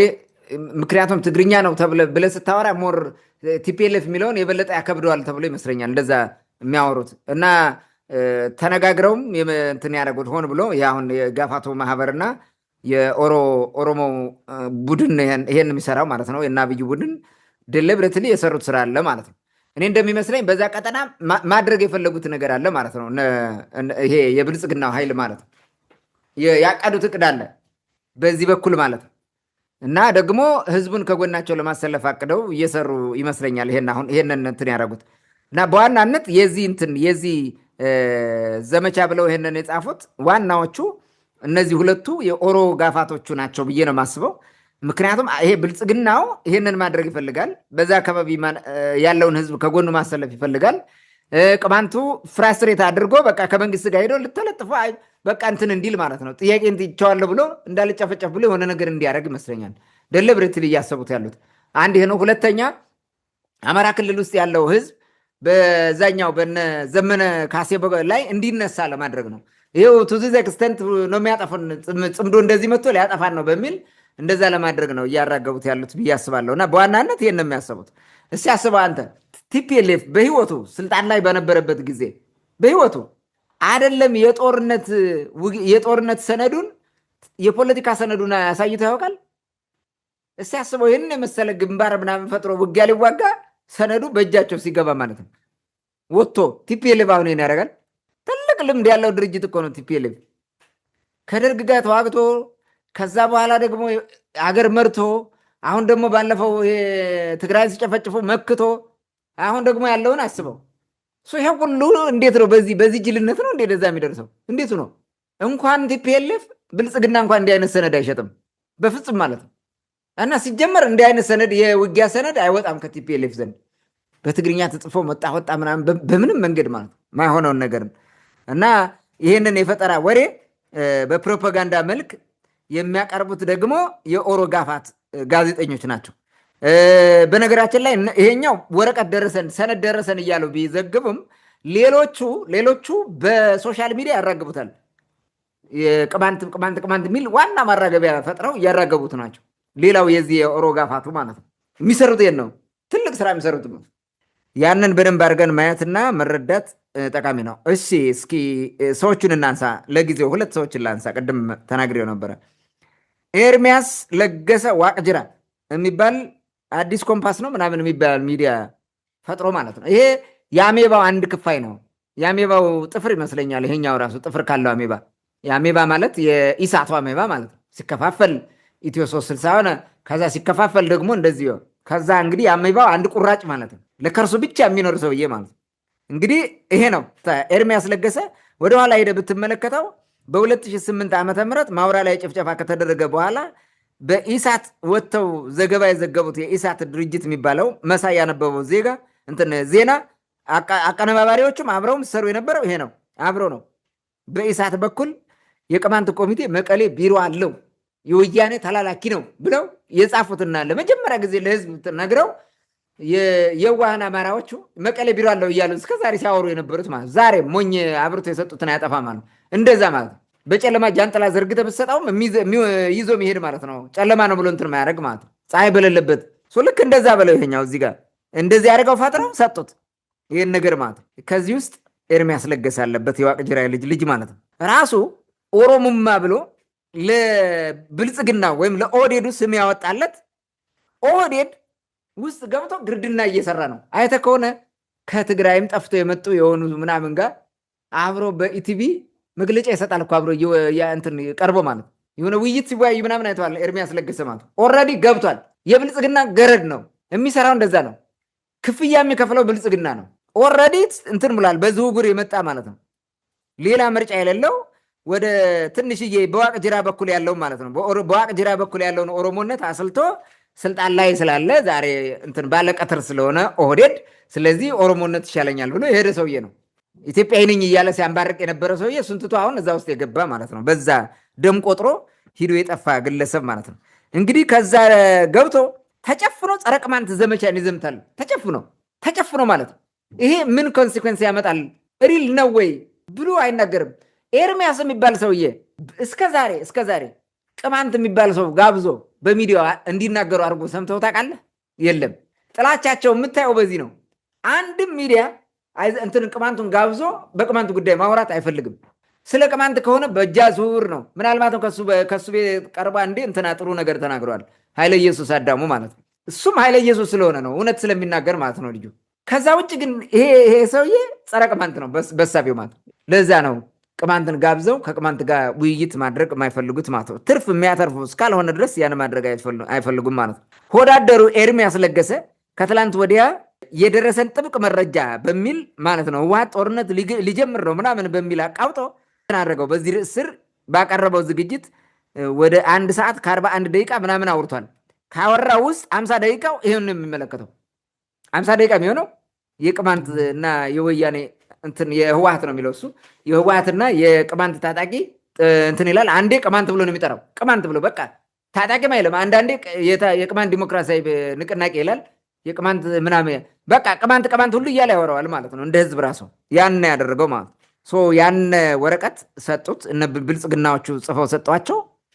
አርቅቀው የጋፋቴው ማለት ነው ጽፎ ለአለቃው ለኦህዴዱ ሰጠው። ኦህዴድ ደግሞ ለነዚህ በመስመሩ ሰጣቸው። አራገቡ። ሁለቱም ተላላኪ። ያም ጋፋት ነው፣ ይህም የኦሮሞ እንትን አለኝ ደም አለኝ ብሎ የሚያምን ነው። ስለዚህ አሁን የበለጸገ ነው ማለት ነው። ሁለቱም የብልጽግና ተላላኪዎች ናቸው። ይህን ስራ የሰሩት ማለት ነው። ይህን ወጥተው እንትን አረጉት፣ አራገቡት። ህዝብን ለማፋጀት ብዙ ስራ ሰርተዋል ማለት ነው። እንግዲህ ምንድን ነው የሚለው? ደብረ ጽዮን ከኤርትራ ከተመለሰ በኋላ ለማስመሰል ነው። ልብ በል ከተመለሰ በኋላ ትግራይ ላይ ውይይት ስብሰባ አድርገው ውሳኔ ወስነዋል። ህወሓት ማለት ነው። ኮማንድ ፖስቱ የጦርነት እቅድ አውጥቷል። እንትናን ማን ነው ወረደ ማን ነው የሚባለውን እርሱን ጄኔራል ታደሰ ወረደን ካባረሩ በኋላ ኮማንዱን እንዳዲስ እንትን አድርገው ኮማንድ ፖስቱ ይህን አውጥቷል። ይህንን ስራ እቅድ ማለት ነው። የጦርነት እቅድ አወጣ ነው የሚለው። እንግዲህ እዛ ቁጭ ብሎ ሲያይ የነበረ ነው የሚመስለው እኮ ሲያወራ ማለት ነው። መቼም የኢትዮጵያ ህዝብ ዝም ብሎ የዋህ ነው ይከተለኛል ብሎ ይመስለኛል። እቅዱን የህወሓት ጄኔራሎች በመቀሌ ከሚገኘው ቅዴን የተባለ ወይም ቅማንት ዲሞክራሲያዊ ንቅናቄ ጋር በጋራ ያዘጋጀው ነው ይላል። ልብ በል መቀሌ ነው የሚገኘው ቅዴን። መቀሌ ቢሮ አለው የሚለውን አየሁ ተመልሶ ሲያስታውሰው። መቀሌ ቢሮ አለው የሚለውን ነው መቀሌ ነው የሚለው። ዛሬ ትግራይ ውስጥ ያለው እያለ ነው። ወደ ትግራይ ሸሽቶ የተደበቀው እያለ ነው ያወራው ሲያወራ ማለት ነው። የት እንዳሉ እንኳን አያውቅም። እንዴት አድርገው ተጨፍነው ይሄ ሆን ተብሎ ነው። መቀሌ ብለህ ማውራት በጣም ቀላል ነው። ሱዳን ብሎ እንዳይናገር ሱዳን የቅማንት እንትን አለ፣ ስደተኛ አለ፣ 10,000 የሚሆን ስደተኛ ተሰዶ ሲጨነቅ ወደዛ እንደሄደ ያውቃሉ። እንደዛ እንዳይሉ ከህወሓት ጋር በደንብ አብሮ እየሰራ ነው የሚለውን ለማስረገጥ ግዴታ መቀሌ ነው ብለህ ማውራት አለብህ። በእያንዳንዱ እየፈጠሩ ራሳቸው ሲሸንጣቸው ማለት ነው። እና መቀሌ ነው ብሎ ያወራል ቅዴን ያለው ማለት ነው። ሰነዱ በትግርኛ የተጻፈ ነው፣ ወደ አማርኛ ተርጉመን ነው እያቀረብ ነው ያለ ነው ይላል። ያኛው ሰውዬ ደግሞ አማርኛው ብቻ እንዳለ ሰነድ ብለው ፎቶ አንስቶ ነው የለጠፈው። እንትኑ እንዳያችሁ ማየት ትችላላችሁ። ቅጥፈታቸው ውሸታቸው እዚህ እንደሆነ ማየት እንችላለን ማለት ነው። ይህም ሌላው ቅጥፈት ነው። የህወሓት አዲሱ ግንባር ከቅማንት ጋር ተቀናጅቶ ነው ከቅማንት ጋር ተቀናጅቶ ነው የሚከፈተው እና በቅማንት ጋር አገናኝተው ነው መስራት የሚፈልጉት ይላል። መረጃው ከታማኝ ምንጮች የተገኘ አስተማማኝ መረጃ ነው። ሰነዱ ላይ የተጻፈው ዓላማ በተመለከተ የትግራይና የቅማንት ትግልን ዳር ለማድረስ ሲባል ትግሉን በአነስተኛ ኪሳራ ውጤት እንዲያመጣ ማድረግ ነው ብሎ ጽፈዋል። አየው ትስስሩን በደንብ እንትን ለማድረግ ቅማንት ለማስመታት የሚደረገው ማለት ነው። ትልቁ ስራ የሚሰራው ነው። ሰነዱ ላይ እንደዚህ ብሎ ነው ዓላማቸው ብሎ በጋራ ሆነው እየሰሩ ነው ይላል። ከዛ ቀጥሎ ምን ይላል? ተግባሩ ይላል በ5 ቀጠናዎች 5 ግንባሮችን በአጭር ጊዜ ውስጥ መፍጠር ነው። ወታደራዊ ግንባሮች ማለት ከዛ ይገልጻሉ። እና እነዚህን የሚሰሩት ደግሞ የቅማንት ታጣቂዎችና አርሚ 13 አርሚ 7 የሚባሉት ኃይሎች ናቸው ይላል። ከዛ ልብ በል ግጨው፣ ሸረሪና፣ ደለጎ፣ ቲሃ፣ ደማዚን ግንባሮች ተብለው ተመድበዋል። እያንዳንዱ የሚያደርገውን ነገር በዛ ተንትነው ይተነትናሉ። ደግሞ በግጨው የሚመጣው ምን ያደርጋል፣ በቲሃ የሚገባው ምን ያደርጋል፣ ማን በዛ ይመጣል የሚለውንም ለማንሳት ይሞክራሉ እነሱ ማለት ነው። ልብ በል አሁን በአንድ በኩል ህወሓት የትግራይ ልጆችን ወጣቶችን እያስገደደ ወደ ጦርነት እየወሰደ እንትን ማሰለኛ እያሰለጠነ ለሱዳን እየሸጣቸው ነው ይላል። ኦኬ እነዚህ ለሱዳን ከተሸጡ አርሚ 13 አርሚ 7 5 ግንባር ጦርነት በሱዳን በኩል አድርጎ የሚከፍት ከየት ተገኘ? የተሸጠው ፕሮፓጋንዳውን ታያለ። በትግራይ ላይ ራሱ የሚነዙትን ፕሮፓጋንዳ ህወሓትን ለማስጠላት ብለው የሚፈጥሩትን ፈጠራየው ከየት መጡ? እሺ እነዛ ከተሸጡ ተሸጡ። ምን ያደርጋሉ? ለምን ይመጣሉ? ዋናው ለመሸጥ ነው ለሱዳን ይለዋል። አየው ይህ እንትኑ ፖለቲካው የተሳሳተ መሆኑን ነው ራሱ በዚህ ታያርቃል ለማለት ነው። እና እንደዚህ የግጨው በአርማጭሆ በመሄድ ጎንደርን፣ ጸዳን፣ ኮሶጌን ወዘተን ይይዛል። እስከ ጎንደር ሂዶ ይይዛል። ብዙ ነገር ነው ያወራሉ። ሸረሪና ደግሞ ጭልጋን፣ ጎንደርን አሁንም ማለት ነው። በሸረሪና የሚመጣው ደግሞ ቆላ ድባን አልፎ እስከ ምናምን ደልጊ ይይዛል ይላል ይሄኛው። እነዚህን የሚመሩት የቲፒኤልኤፍ እና የቅማንት ኃይሎች ናቸው ይላል። በደለሎ የሚመጣው አርሚ 13 ነው ይላል። በዛ የሚመጣው የት ይገባል የሚለውን አልዘረዘረም። ቲሃ አርሚ 7 ነው የሚመጣው ከቅማንት ታጣቂ ጋር በመሆን ይላል። ጉንዶ ለምለም ተራራ እንዲያውም አባ ጎርድም ምናምን ሁሉ ይላሉ። አባ ጎርድም ማይሉት የለም። በጣም ብዙ ነገር ነው የሚያወሩት ማለት ነው። ያ ተራራ እነሱ ናቸው እንግዲህ ተራራ ስለሚባል ግራምጣም ተራራ ነው። አሁን ግራምጣ አንጫ ተራራ እንዴት ነው ሊሰቀሉበት ነው? ቋጥኝ አለት ነው እና እሱ ተራራ ነው እያለ ለማሾፍም ይሞክራል። በቲያ የሚመጣው እንደዚህ ብላል። በደማዚ የሚመጣው ቤኒሻንጉልን ጉምዝን እና ጎጃምን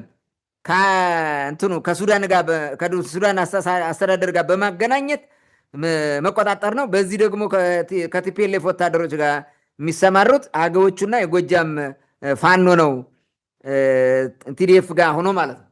እንደዚህ አድርጎ እነዚህን ይህን መያዝ፣ የአዲስ አበባ መንገድ መበጠስ፣ መቁረጥ ምናምን፣ ባህር ዳር መያዝ ምናምን የሚል ነገር ያሆናሉ ማለት ነው። ይሄ የፈጠራ ወሬ ነው።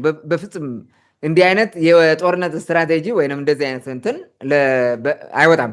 እንኳን ቲፒኤልኤፍን ያክል ትልቅ ልምድ ያለው ብልጽግና ራሱ አዲሱ ብልጽግና ምንም የማይገባው ብልጽግና ራሱ ይሄን አያደርገውም፣ አያጃጃልም በዚህ ደረጃ ማለት ነው። ይሄን ነው የሚቀሰቅሰው ማለት ነው። እንግዲህ ቅስቀሳው የዋቅጅራ ልጅ ምን ይላል?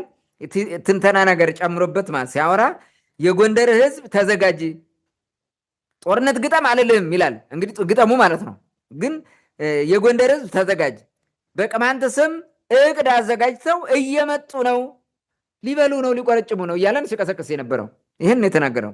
ሰነዱ በትግርኛ እየተዘጋጀ ነው። ለቅማንት ክብር ሲባል እንኳን ለምን በአማርኛ አላደረጉትም ማለት? ቅማንት ሌላ ቋንቋ የለውም እንዴ? ለምንድን ነው በአማርኛ ያለው? ምን እያለ ነው? ቅማንት አማራ ነው እያለ እኮ ነው በዚህ በኩል ማለት ነው። ሌላ ነገር እኮ ሌላ እንትኑ ማለት ነው፣ የሴራው ማለት ነው፣ የኦሮ ጋፋቱ ወሬ ማለት ነው። ይህንን እየነገረህ ማለት ነው በሌላ መንገድ ኢንዳይሬክትሊ ማለት ነው። እና እንዲያውም በኋላ ምን ይላል? ቅማንት ትግርኛ ነው እንደሚናገሩት እኔ አላውቅም ይህን ነገር ይላል እንደገና እያሾፈ ማለት ነው። በጣም ብዙ ቀልድ ሁሉ ይቀልዳል እዛ ውስጥ ማለት ነው። ምንድን ነው የሚለው? ህወሓት በቅማንት ስም እየገባ ነው ህወሓት በቅማንት ስም ነው። ህወሓት በቅማንት ስም ብንገባ ነው የሚሻለው፣ ቅማንት ተበድሏል፣ ማንነቱን አጥቷል ብለው በማንነት ስም ነው መምጣት የፈለጉት ብሎ ያምራራል። ይሄን ራሱ ነው የሚተነትነው። ይሄን ማለት ማብራሪያ እየሰጠ ተጨማሪ ማለት ነው። ማለት ህወሓት ቅማንት እንጠቀምበት ነው የሚፈልገው በማንነትና በቅማንትና በሌላው ማህበረሰብ ጸብ እንዳለ ያውቃሉ። ማን ጋር ነው ጸብ ያለው ማህበረሰብ ሲል አማራ ጋር ነው። ቅማንትና አማራ የሚባለው ጸብ ቢኖር እስከዛሬ ይበርዳል። ይሄ መቀስቀስ ነው። አየው፣ ይሄን ተጠቅመው ለምን የሚያወራው ነገር እንትን መኖር አለበት፣ ውሃ መቋጠር አለበት። አየው፣ ሰው እውነት እንዲመስለው ማለት ነው። ስለዚህ ቅማንቱ አማራውን ሊበቀለው ነው ከህወሓት ጋር የመጣው። አማራ ሆይ ከብልጽግና ጎን ቁሚ ማለት ነው። ይሄን ነው መልእክቱ እዚህ ጋር የሚነግረን ማለት ነው። ከዛ ሲተነትን ጨምሮ ምን ይላል? በቅማንት ላይ በታሪክ ታይቶ የማይታወቅ ጭፍጨፋ የፈጸመው አሳምነው ጽጌ ነው። የሞተ ጄኔራል ነው የሚለው እሱ። አሳምነው ጽጌ ነው ከነ አምባቸው ጋር የተጣላውም በዚህ ምክንያት ነው ይላል። ልብ በል፣ በቅማንት ላይ ጭፍጨፋ የፈጸመው አሳምነው ጽጌ ነው። ምኑን አይነት ጭፍጨፋ? የመጨረሻው ዘግናኝ ጭፍጨፋ የፈጸመው እሱ ነው። መተማ ዮሐንስ ላይ ዘግናኝ ጭፍጨፋ ፈጽሟል። አዎ። ከዛ ውጭ ግን ቅማንቱ ዲፌንድ አድርጎታል። አሳምነው ጽጌ አዋርደን የለቀቅ ነው፣ ተዋርዷል። መተማ ዮሐንስ ቅድም እንዳልኩት ነው። ከሌላው ግን ቀምሷል። አቁሙት፣ ጦርነቱን አቁሙት፣ ይሄን የምትከላከሉትን ነገር እናቁመው ብሎ በኋላ ለምኖ አረ እናንባቸው እንትን ያስቆሙት 2011 እንደዛ ነው የነበረው። ግን አሳምነው ጽጌ መተማ ዮሐንስ የአምነስቲ ኢንተርናሽናል ያወጣው ዘገባ ላይ በጣም ትልቅ ግፍ ፈጽሟል። ትልቅ ግፍ በዛ ዘመን ማለት ነው። ከዛ ባለፈ አሳምነው ጽጌን ማን ነው የአዴፓ አባል ያደረገው? ብልጽግና አይደለም? የአዴፓ አባል እኮ ነው፣ የብልጽግና አባል ነው፣ የአዲሱ አቤት አባል ነው። አሳምነው ጽጌ ብለህ ሲንግል አውት አድርገህ ኢንዲቪጁዋላይዝ ማድረግ ችግሩን ስህተት ነው። ማን ያስፈጸመው? አዲሱ መንግስት፣ ይህ አብይ አገዛዝ ነው የፈጸመው። አየሁ አይደል እንዴት አድርጎ የኦህዴዱን ለማትረፍ እየሰራ እንደሆነ በግለሰብ ደረጃ መጣና ወርዶ በኢንዲቪጁዋል ደረጃ ይነግረናል ማለት ነው። አሳምነው ጽጌ ሙቷል፣ ራሱን ዲፌንድ አያደርግም። ስለዚህ አሳምነው ጽጌን በዚህ ብሌም እናድርገው እርሱ ነው እንጂ ብልጽግና በቅማንት ጭፍጨፋ እጁ የለበትም። ከመግቢያ ቅድም ያነሳሁት ነገር አለ፣ በደንብ አድርጌ አብራርቸዋለሁ በሁለተኛው ጥያቄ ላይ ማለት ነው። እርሱን ማየት ነው ተመልሰን የሚያወራየው። ከዛ ደግሞ ብልጽግናን ብቻ መሰለ የሚያተርፈው። ቀጥሎ ምን ይላል? ብልጽግናን ብቻ አይደለም የሚያተርፈው። ምን አለ? ከነ አምባቸው ጋር የተጣላውም በዚህ ምክንያት ነው አለ። ምን ማለት ነው? ጋፋቱን ሲያተርፈው ተመልከት። ከነ አምባቸው፣ አረ ዝቅ ብሎ እንዲያውም እነዛን በስም ይጠራቸዋል። አመጣበታለሁ እሱም። አየሁ አይደል ለማትረፍ እንዴት እንደሚታገል። ኦሮ ጋፋት አንድ ነው የምንለው ለዚህ ነው። እነ አምባቸው ጋር የተጣላው ለዚህ ነው። እነ አምባቸው፣ እነ እዘዝ፣ እነ ምግባር ምናምን የሚባሉት እጃቸው ንጹህ ነው፣ ከደሙ የሉበትም ማለት ነው። የሚገርመው ይሄ ነው። አብረው ነው የሚሰሩት ማለት ይሄ ነው። ተባብረው ነው የሚሰሩት። ጋፋት አብሮ ነው የሚሰራው ከኦሮሞ ኃይል ጋር ያለው ለዚህ ነው። መሰረታዊ ነገሩን እዚህ ጋር ማየት ትችላለህ ማለት ነው። ይህን ነው ማየት የምችለው። አሳምነው ጽጌ ለማንም ሳይናገር ቅማንትንና ጉምዝን ጨፈጨፈ። እስቲ አስበው አንተ። የአማራ ልጅ እዛ የነበረው በሙሉ ሳቅ ነው አሳምነው ጽጌ ቅማንትና እንትን የጨፈጨፈው። አያውቅም ነበር አለ እኮ እነዚህ አያውቅም። ጉምዝ ጨፈጨፍ። ምንድን ነው የሆነው መሰለ? አሳምነው ጽጌን ለብቻ እንትን አድርገው ሲንግላውት አድርገው ኮርነር አድርገው አውጥተው መስጠት ፈለጉ ለብልጽግና። ክስ ተነስቶ ነበረ በቅማንት ጉዳይና በጉምዞች ማለት ነው። ያን ጭፍጨፋ በመፈጸሙ ስለተፈጸመ አማራ ክልል ሊጠየቅ ነው እና የአጥኝ ቡድን እንትና ኃይለ ማርያም እንትና ኃይለ ኢየሱስ አዳሙ በደንብ አድርጎ አብራርቶታል።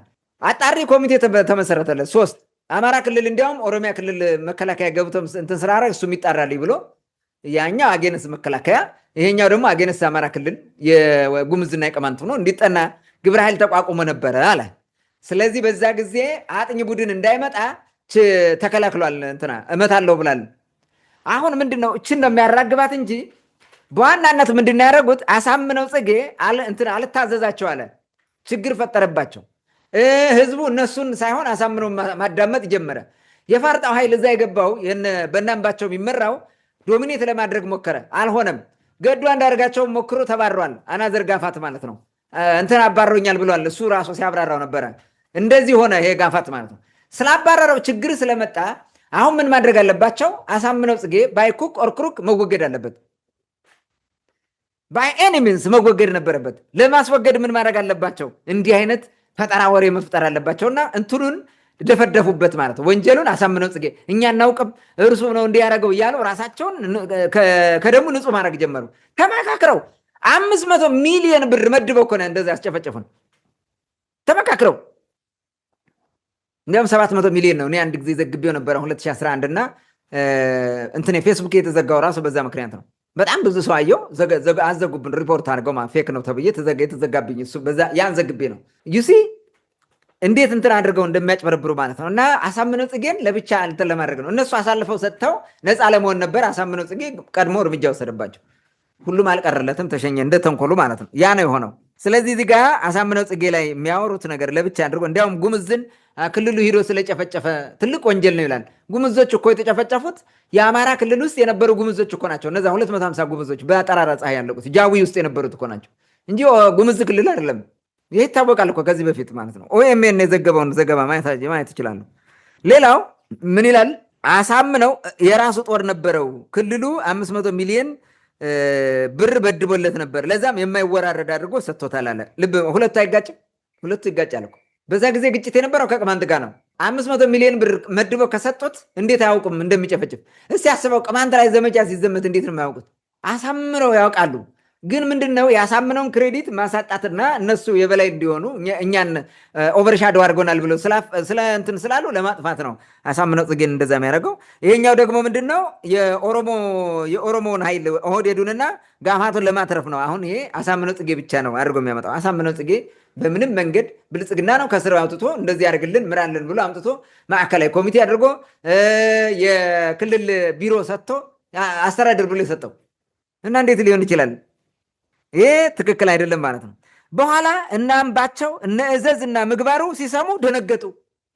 ተመልከት። አሁን ፋጣ ልብ እንትን ጋፋት ማለት ነው የሀዘኔታ ልብ አግኝቶ ለቅማንት ደንግጦ ማለት ነው። እልል ነው ያለ እንጂ በለው እንዴ እዘዝ የሚባለው ጭልጋ ሄዶ የተናገረውን አታይም እንዴ? ያወራውን እነዚህ ዋና ጸረ ቅማንት የሆኑ የቅማንትን ህዝብ በማስጨፍጨፍ ግንባር ቀደም የሆኑት እነዚህ ናቸው። የጭፍጨፋው ኢንጂነርስ ራሳቸው እንደዚህ ነው የነበሩት። ጋፋትን አሁን እዚህ ጋር ምን አደረገው? ቅድም እንዳልኩት የማጽደቅና ከደሙ ነጹህ ነው ጋፋቱ ማለት ነው።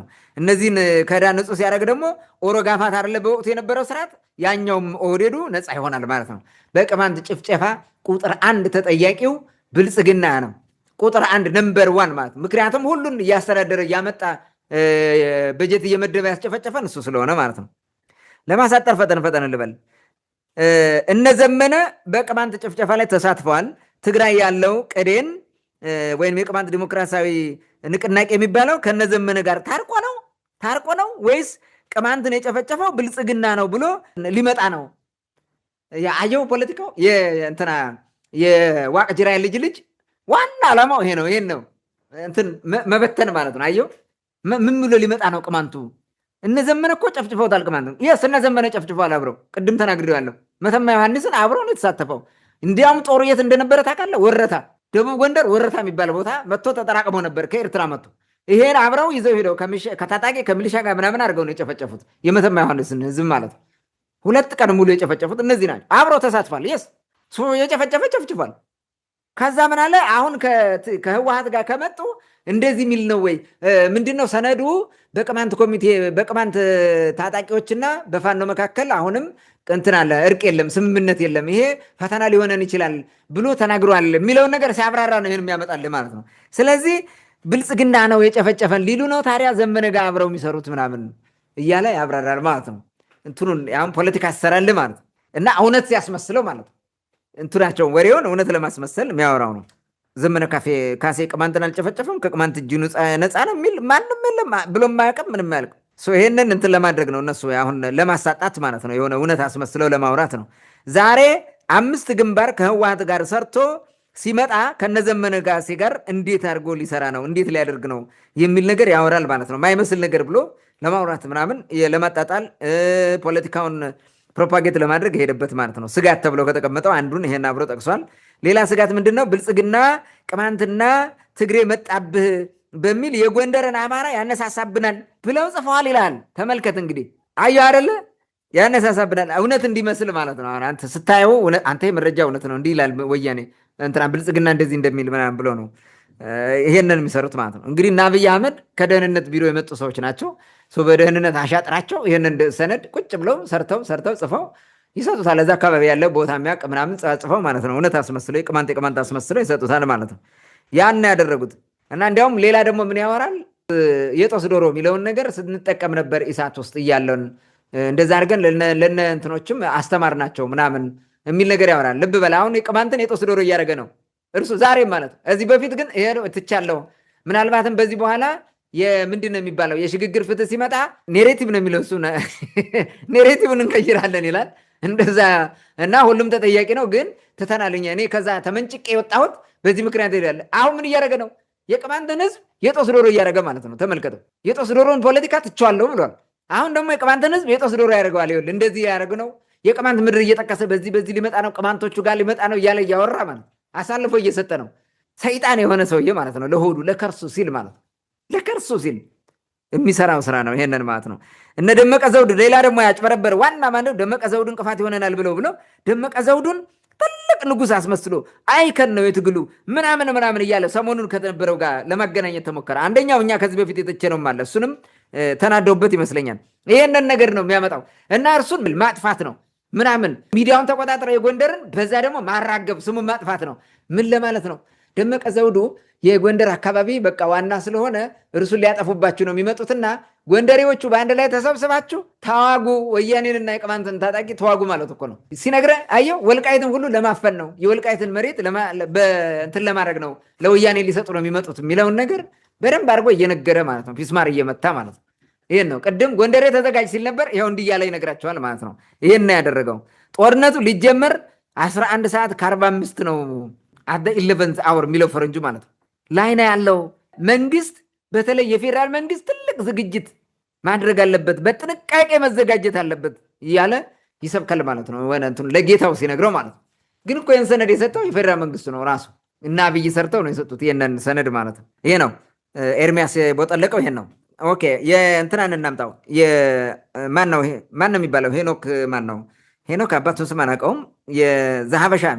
ዘሀበሻ የሚባል አንድ የጥሩምባ እንትን የፋርጣ ሚዲያ አለ፣ ዋና የፋርጣ ሚዲያ ማለት ነው።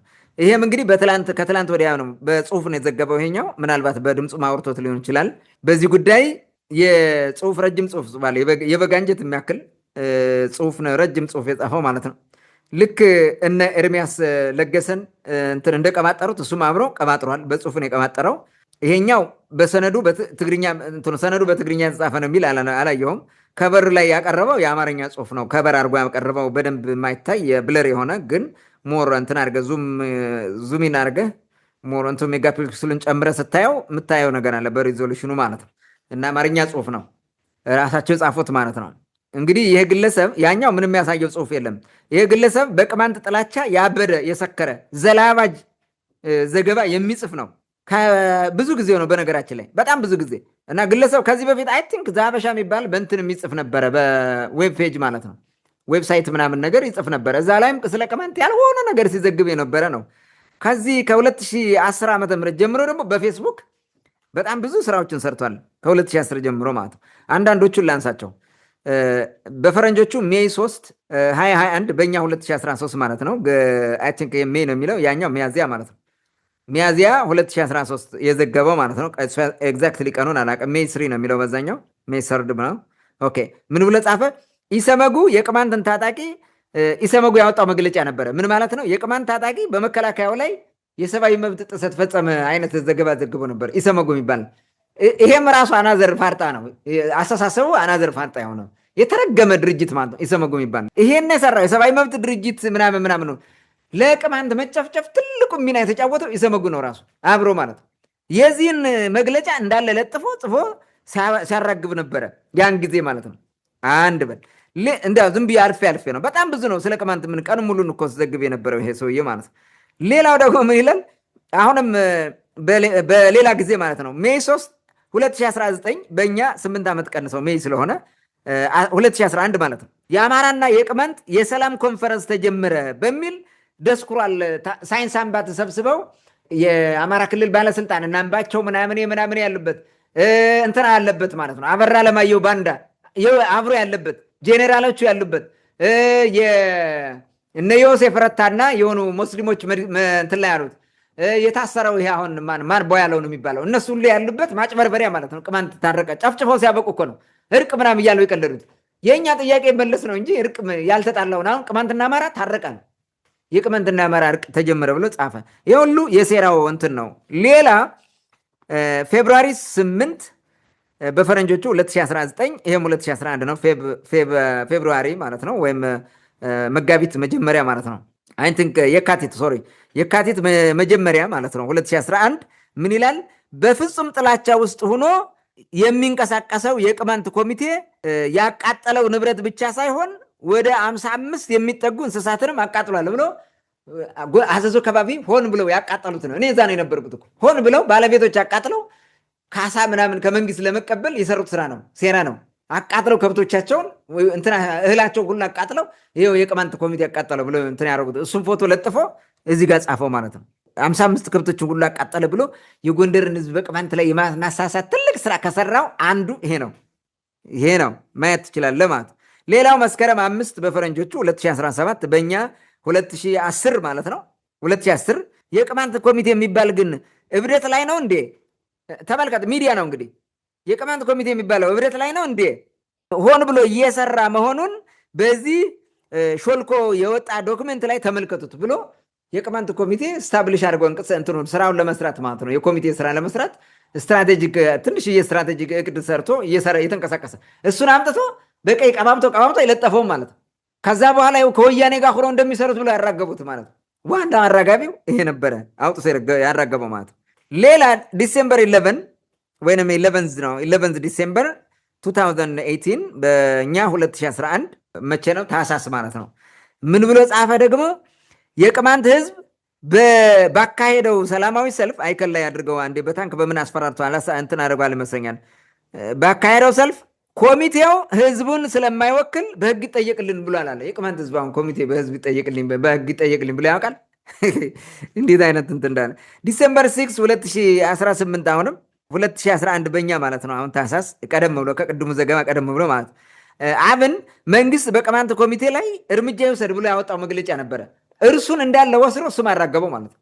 ሌላ ኦክቶበር 16 2019 በእኛ 2012 ማለት ነው ጥቅምት 2012 የአዘዞው ጭፍጨፋ በኋላ ማለት ነው ምን አረገ? እንትን የአማራ ክልል ደህንነትና ምናምን የሰላምና ደህንነት ቢሮ ካውንስል ነው የሚለው መግለጫ አወጣ ብሎ ረጅም መግለጫ እንዳለ ጽፎ በቅማንት ላይ ያላገጉትን ማለት ነው እሱን በሙሉ እንዳላቀረበው። ፌብሩዋሪ 12 2019 ይሄም ምን ይላል? 2011 ማለት ነው። ይሄም እንትን ፌብሩዋሪ ነው፣ ይሄኛው የካቲት ማለት ነው። ምን ይላል? 2 መርማሪ ፖሊሶች የቅማንት ኮሚቴ ነን እያሉ ሲንቀሳቀሱ የነበሩ ሰዎች ታስረው በነፃ ስለለቀቋቸው ማለት ነው፣ ስለፈቷቸው፣ በጉቦ ነው የሚለው፣ ስለፈቷቸው ተባረሩ። ኢንስፔክተር ከሌ ብሎ በስም ጠርቶ አድርገው የቅማንትን ኢንስፔክተር ከጠረጠርከው ፖሊስ የሚሆን እንዴት አድርገው እንደሚያጠፉት እንደሚያባሩት ማለት ይህ ሁሉ ሲዘግብ የነበረ ወንበዴ ነው። አሁን ብዙ ናቸው። በነገራችን ላይ ፔጁ ላይ ገብታችሁ ሰርች እያደረጋችሁ ማየት ትችላላችሁ። በጣም ብዙ ነው። ምን ይላል? በሆነ ወቅት ከሱዳን ሰልጥነው የመጡ የቅማንት ታጣቂዎች ጭልጋ ላይ እንዲህ እያደረጉ ወንጀል እየፈጸሙ ነው፣ ትልቅ ችግር ሊያመጡ ነው፣ ጎንደርን ሊቆጣጠሩ ብለው እየሰሩ ነው። በስንት መኪና ነው? በ17 መኪና ተጭነው የመጡ ብሎ ነው የዘገበው። ይሄ ማለት ነው። እንዲሁ በሌላ ጊዜ ደግሞ ምን አለ?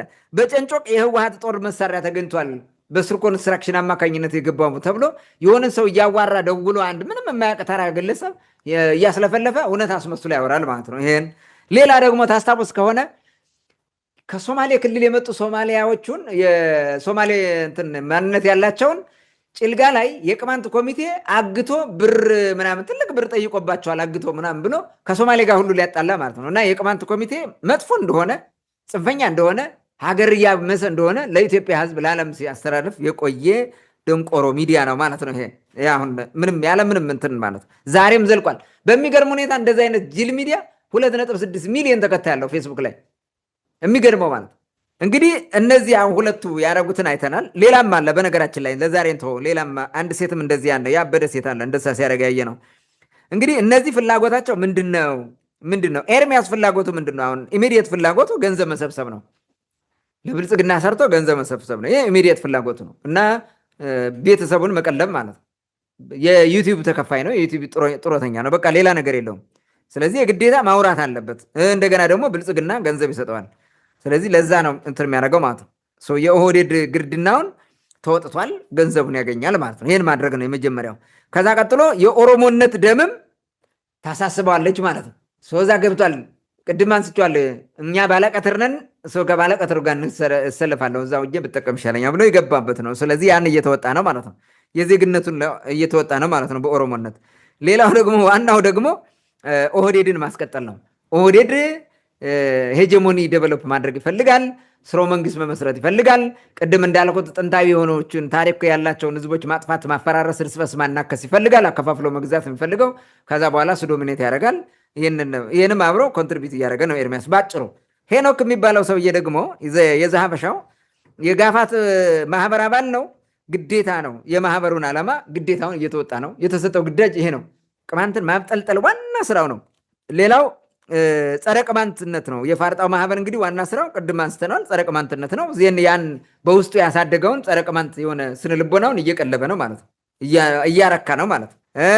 ምናልባትም እንግዲህ የሰሊጥ እርሻ ይኖረዋል። እርግጠኛ ስላለውን ካላወራም እንጂ እዛ ሰፈር ሰዎች የሰሊጥ እርሻ የሌላቸው የሉም እና ይኖረዋል ኢንቨስትመንት። እርሱ ባይኖረው ዘመዶቹ አሉ ወይም ያው ማህበሩም አለ በሙሉ። ስለዚህ ያን ለማትረፍ እንደዚህ ብለን ማውራት አለብህ። ያንን ስታወራ ምን ይሆናል? የጎንደር ህዝብ ግልብጥ ብሎ ከሱ ጎን ተሰልፎ ህወሓትን ይዋጋለታል። ስለዚህ የእርሻ መሬቶቻቸው ሴፍ ይሆናሉ ማለት ነው። እሱን ነው የሚፈልገው። ታንኪ መልካም። እንግዲህ አዲሱ የኦሮ ጋፋት የሚዲያ ዘመቻ ፊት አውራሪዎች እነማን ናቸው? የሚሰሩትስ ምንድን ነው? አላማቸውስ ምንድን ነው የሚለውን ሰፋ አድርገ አንስተዋል። አንዳንድ ነገሮችን ለመጨመር ያክል ምናልባት እዚህ የኤርሚያስ ለገሰ እየሱ ለየት የሚያደርገው ለቅማንት ወዳጅ መስሎ ነው የሚያወራው። የሆነ በቃ ላደቅ ቅማንት እንደተበደለ የሆነ ህወሓት ማነው ይሄ ፋኖ ምናምን የሚባለውም እንደበደለው አድርጎ የሆነ አንዳንዱ ቅማንት በስስ ልብ እንዲረዳው ለማድረግ እውነትም እኮ አጋለጠ ምናምን ለማለት ወይም ደግሞ ይሄ አሳምነው እየጨፈጨፈውን አሁን እንዳጋለጥ አድርጎ ምናምን ያወራል። የዛን ጊዜ እኮ በጦርነቱ ወቅት ከነ ሀብታሙ አያሌው ጋር ቁጭ ብሎ ስንት ነገር ሲል እንደነበረ ቅድም ያነሳ ነው ጉዳይ ነው። ይህ በደንብ በጥንቃቄ መታየት አለበት። የጦርነት እቅድ ብለው ያወጡትም በነገራችን ላይ አንድ ዳሞቴ ነኝ ምናምን የሚል የብልጽግና አፈቀላጤ ያለ አላምረው ጌትነት ነው ጌትነት አላምረው የሚባል መጀመሪያ የለጠፈው እንደውም እሱ ነው። የአማርኛውን የለጠፈው እኔ በትግርኛ የተጻፈ አላየው። የቅማንት ታጣቂ ሱዳን ያለው ከአርሚ 7 እና አርሚ 13 ምናምን ብሎ ነው የጻፈው። እዚህ ውስጥ ፋኖን ራሱ ማካተት ራሱ አልፈለጉም። እንግዲህ አሁን እነሱ የሚያወሩ ስለ ጽምዶ ነው። ግን ጽምዶ ውስጥ ደግሞ በዋናነት የኤርትራ ሰራዊት የህወሓት ታጣቂና ፋኖ ነው የሚባለው እና በዛ መንገድ ያራገቡት የቦታ ስም እየጠቀሱ ምናምን በደንብ ካርታ ሰርተው መጀመሪያ ያራገበው ጌትነት አላምረው የሚባል ዳሞቴ ነኝ ምናምን የሚል አማራ አይደለሁም አይነት የሚል እንደውም ኦሮሞ ነው የሚልም ይላል አንዳንዴም። እሱ ነው ሲያራግበው የነበረ አንዱ። ይሄ ቅድም ያልከው ዛሀበሻ የሚባለው እሱም የተለመደ ነው። ዛሬ ብልጽግናን ለመገልበጥ ስብሰባ ተደርጓል የሚል ዘገባም አውጥተው አይቻለሁ። ስብሰባው የተደረገው ደግሞ ከኤርትራ ድንበር ነው፣ ከኤርትራ ድንበር አድዋ ከተማ ውስጥ ነው ይላል። አድዋ ኤርትራ ድንበር ነው መሀል ሀገር እንደሆነ ነው የማውቀው ማለት። ከዛ በኋላ ራሱ 100 ኪሎ ሜትር አይኖርም፣ በእርግጠኝነት ይኖራል። እና አንዳንዴ ሳያውቁ ቦታውን ራሱ ዝም ብለው የተባለውን ይዘው ነው የሚያወሩትና አድዋ ከመቼ ወዲህ ነው የኤርትራ ድንበር የሆነው? ወይስ በዛ በኩል የኤርትራ ሰራዊት እስከ አድዋ ድረስ መጥቶ አድዋን ድንበር አድርጎ ወስዶታል ሀገሩን? ወይ ይህን በግልጽ መናገርም የሚያስፈልግ ይመስለኛል። እንደ አጠቃላይ ግን የጦርነት እቅድ በዚህ መንገድ ይወጣል ብሎ ማሰብ ትንሽ ይከብዳል። እነ ኤርሚያስ ለገሰ እና ሀብታሙ አያሌው ኢህአዴግ ውስጥ እያሉ ነው ቅማንት ሲሰረዝ ነበሩ። እነሱ የወጣት አባል ነው ምናምን ሆነው ኢህአዴግን ወክለው ኢቲቪ ላይ ምናምን ራሱ የሚያወሩበት የአዲስ አበባ ምንድን ነው ሆነው ገብተው ኢህአዴግ ውስጥ። ስለዚህ የዛኔ አይኑን ጨፍኖ የህወሓት ተላላኪ ሆኖ ሲሰራ የነበረ ሰው ዛሬ ተገልብጦ ደግሞ እንደዚህ አይነት የጥላቻ ዘገባ እየሰራ የራሱን ፍላጎት ማሟላት ተገቢ እንዳልሆነ መታሰብ ያለበት ይመስለኛል። ይህ የጋፋቱን ፖለቲካ በተመለከተ ረስተው ካልሆነ ወይም ደግሞ ብናስታውሰው ከ1 ዓመት ወይ ከ2 ዓመት በፊት ለምን የጋፋት ልሂቃን ወይም ጋፋቴ የሆኑ ሰዎች በአማራ ፖለቲካ ተደብቀው በሌላው ህዝብ ላይ በደል ያደርሳሉ፣ ስፔሻሊ በቅማንቱ ላይ በሚል በስም ጠቅሰን ማን ማን እንደሆኑ ከየት እንደመጡ ሰርተናል። እነ ገዱ አንዳርጋቸውን ይሄ የፋርጣ አካባቢ ያሉ ሰዎችን ጭምር ኢቭን ያነ ተፈራ ማሞ የሚባለው ሰውዬ እኔ በቅማንት ጉዳይ ያደረገው በግልጽ የተናገረው ምንም እንትን የሆነ ስላሳምነው የሚናገረው እንትን አለ። እሱ ሰው የራሱ ምን እያደረገ ነው የሚለውም እሱ ምን አጠቃላይ ያየነው ጉዳይ አለ። አሁን ፋኖ ብልጽግናን ጨፍጭፏል፣ ማነው ፋኖ ቅማንትን ጨፍጭፏል የሚለው? አዎ ጨፍጭፏል። የጨፈጨፈው ግን በብልጽግና ፈቃድና በብልጽግና ድጋፍ ከብልጽግና ጋር ሆኖ እንደሆነ መታወቅ እንዳለበት መገንዘብ ያስፈልጋል ማለት ነው። አሁን ራሱ ፋኖ የሚባለው ጽምዶ ውስጥ የገባው ፋኖ እኮ ከብልጽግና ጋር ሆኖ ትግራይ ዘምቷል። ግን አሁን ተግባብቶ ከትግራይ ኃይል ጋር እየሰራ ነው። ስለዚህ ፋኖና የቅማንት ታጣቂ አብሮ አይሰራም ነው ወይስ ብልጽግናን የጨፈጨፈን ሊሉ ነው ብሎ ያነሳው ሀሳብ ከምን አንጻር እንደሆነ ቅድም ማብራሪያ ስለሰጠበት መድገም ብዙ የሚያስፈልግ አይመስለኝም። እንግዲህ እዛ መሬት ላይ ያለውን ነገር በሂደት የምናየው ይሆናል። በመጨረሻ አንድ ጥያቄ ላንሳና ይህን ጉዳይ አጠር አድርገን መልሰን የዛሬው ውይይታችን በዚህ እንዘጋለን። እንግዲህ ይህን ዳግማው የኦሮማራ ወይም ደግሞ ጸረ ጋፋት በለው ማነው ኦሮ ጋፋት በለው ኦሮ ፋርጣ ይሁን ጸረ ቅማንት ዘመቻ እንዴት እናስቁመው ነው? እንዴት እንከላከለው ነው? እንደ አጠቃላይ ዝም ብሎ በቅማንት ላይ ብቻ ቢሆንም ቅድም እንደተነሳው የዚህ የሰሜኑን ክፍል ህዝብ ማባላት እንደሆነ በግልጽ ሲናገሩት ያየነው ጉዳይ ስለሆነ እንደ ቅማንት ግን እንዴት እንከላከለው? ይህን የሚዲያ ዘመቻ፣ የሚዲያ ጥላቻ፣ የሚዲያ ጋጋታ ወደ መሬት ለማውረድ እየሰሩ እንደሆነ የሚያሳዩ ነገሮች ስላሉ የጀመሩት ጉዳይም ስላለ እንዴት እናደርገው የሚለውን ከዚህ በፊትም በዘገባ አድርሰ አንስተነው እናውቃለን። ግን እንዳጠቃላይ ይህን ጉዳይ አጠር አድርገህ የመፍትሄ ሀሳቡን አስቀምጥና የዛሬ ውይይታችን እንዝጋ። በነገራችን ላይ ለምን ቅማንት ብቻ ያተኩራሉ የሚለው ነገር መሰረታዊ ነገር አለው። ቅማንት ብቻ ሲባል ቅማንትን እንደ እንትን ነው መደንገጫቸው እኮ ነው። ታውቃለህ፣ ቅማንት ሲባል ሁሉም ይደነግጣል። አይዶን ነው እሱ በተደጋጋሚ የሆነ ነገር አንስተናል ይመስለኛል ይሄን ነገር። ስለዚህ አሁን ላለው ፖለቲካ አሁን ላለው ፕሮፓጋንዳ የተሻለ እንትን ነው አጀንዳ ነው ይሄ አሁን ማለት ነው። ህዝብን ያሳምንልናል ነው። አብይ አህመድ ጎንደር ሂዶ የተናገራትን ነገር አልረሳትም በፍጹም ማለት ነው። አማራ ክልልን የሚያስተዳድረው አማራዎች ብቻ ናቸው ያለው ማለት ነው። በስም ጠርቶ ጎንደር፣ ባህር ዳር፣ ደብረ ብርሃን ብሎ ማለት ነው አማራዎች ብቻ ነው የሚያስተዳድሩት ያለበት የቅማንት ጥላቻውን የገለጸው ከአብይ አህመድ ይሄ ነው። ኦሮ ጋፋት ማለት ተመሳሳይ የጋፋቱን ፍላጎት ነው የተናገረው እንደዛ አድርጎ ማለት ነው። ይሄንን የተናገሩት የሚፈሩት ቅማንቱን ነው። ለምን እንደሆነ አላቀላቸውም። በስነ ልቦናቸው የሆነ ምን እንዳለባቸው አላቅም። ቅማንት የሚያስጠላ ወይም ቅማንት ሲባል ሲጠራ የሚያስደነግጥ መንፈስ ያለባቸው ይመስለኛል። ያጠራቀሙት አጋንንት ምናምን እንደዛ ያስደነግጣቸዋል፣ ያባትታቸዋል ይመስለኛል። ቅማንት ሀቀኛ የእውነተኛ ህዝብ ስለሆነ ነው የሚያስደነግጣቸው፣ የሚደነግጡትን ማለት ነው። በዛ ምክንያት ነው እና ቅማንት ብለህ ማራበጥ ይሄ በቃ ማስደንገጫ ነው ብዙ እና አማራውን በቀላሉ ልቡን እንሰብሯለን መጥቶ ከኛ ጋር እንዲሰለፍ ነው። ኖ የአማራ ልጆች አሁን ነቅተዋል ብዙዎቹ ማለት ነው። እንወያያለን እኮ ማህበራዊ ሚዲያ ላይ በደንብ ነው የምንወያየው፣ በደንብ ያውቁታል። እና እንደዛ አይነት ነገር ነው። የኤርሚያስ ለገሰ ከፋኖ ጋር እንዴት ልትሰሩ ነው ምናምን፣ በዓላማ ከተግባቡ ከተስማሙ ለምን አይሰለፉ? ቲፒኤልኤፍ እና ፋኖ ተስማምቶ አይደል? የስ እነሱ ከእንትና ጋር ተስማምቶ ነበረ ከሻቢያ ጋር ሲፈርሱ መጨረሻ ላይ ፈረሱ። አሁን እንደ ዋና ጠላት ናቸው። አሁን ምን ማለት ነው? ይሄ ዲዚት ፖለቲክስ አብረው ከተስማሙ ከተግባቡ አብረው እንትን ማድረግ ከቻሉ መብታቸው ነው። ይሄ ምንድነው እንትኑ እኛ እናቅላቸዋለን ነው። እንደገና ማሾፍም መቀለጃም እንዴት ሊሆን ነው ምናምን የሚል ነገር ዝም ብለው የሆነ ነገር ለማለት ነው፣ ለማደናበር ወይ እውነት ለማስመሰል እንትኑ ያቀረቡትን የቁልቁለት ውሸት እውነት ለማስመሰል ለማዘንም አይነት ነገር እንደሆነ አይነት ነገር አድርገው ሊያወሩ ይችላሉ። ቅማንት ተጨፈጨፈ ምናምን እንደዚህ ዘግናኝ ግፍ ምናምን ተፈጽሟል ሲል የነበረው ተናግሮ እኮ አያውቅም። በነገራችን ላይ ትንፍስ ብላ አያውቅም ኤርሚያስ፣ አንድም ቀን ተናግሮ አያውቅም። አሁን ግን ምንድን ነው የሆነ ፖለቲካ ለመስሪያነት ማለት ነው። የት ቆይቶ ነው እስከዛሬ ምን ሲሰራ ነበረ? ራሱ አረ ያስጨፈጨፈን እዛ ኢሳት ላይ ሆኖ እና ከዛ አንጻር ማየት ያስፈልጋል። እና ቅማንትን የሚፈሩት እንግዲህ እነሱ ስጋት ነው። የፋርጣ ማህበር በተደጋጋሚ ብዙ ነገር ጽፈናል፣ እንትን አብርተናል። ያኛው ብቻ አይደለም ከዚህ በፊት ያወራነው እሱ ብቻ ሳይሆን ሌሎችም አሉ። በጣም በተለያየ መንገድ አንስተነዋል። ይሄን እሱን እንትን ማለት ነው። ጋፋት የሚባለው የቅማንት ታሪካዊ ጠላት ነው። በነገራችን ላይ የማህበሩ ማለት ነው የጋፋት ማህበር የቅማንት ዋና ታሪካዊ ጠላት ነው። ነገም የማይተኛ ማለት ነው።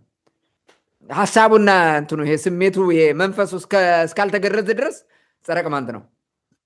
በህይወት ራሱ የሚኖረው ጸረ ቅማንት ነው እንጂ የቅማንት ወዳጅ ከሆነ ይጠፋል፣ አይችልም፣ መሆንም አይችልም። መንፈሱ ራሱ እንዲሆን የማያደርገው አይደለም። ደሰቁ እንደዛ ያደርገው። ምን እናድርግ አሁን? ይሄንን ዘመቻ እንዴት ነው የምናደርገው? ይሄን ዘመቻ ተከትሎ የሚመጡትን ጥቃቶች ሁሉ አሉ። እንዴት አድርገን እንከላከል? ምን ማድረግ ይቻላል ለመመከት የሚለው ነገር አንደኛ ሴራውን በቅጡ መረዳት ነው። ዛሬ ለማስረዳት ሞክረናል። ብዙ ሰው ይረዳዋል ብዬ አስባለሁ።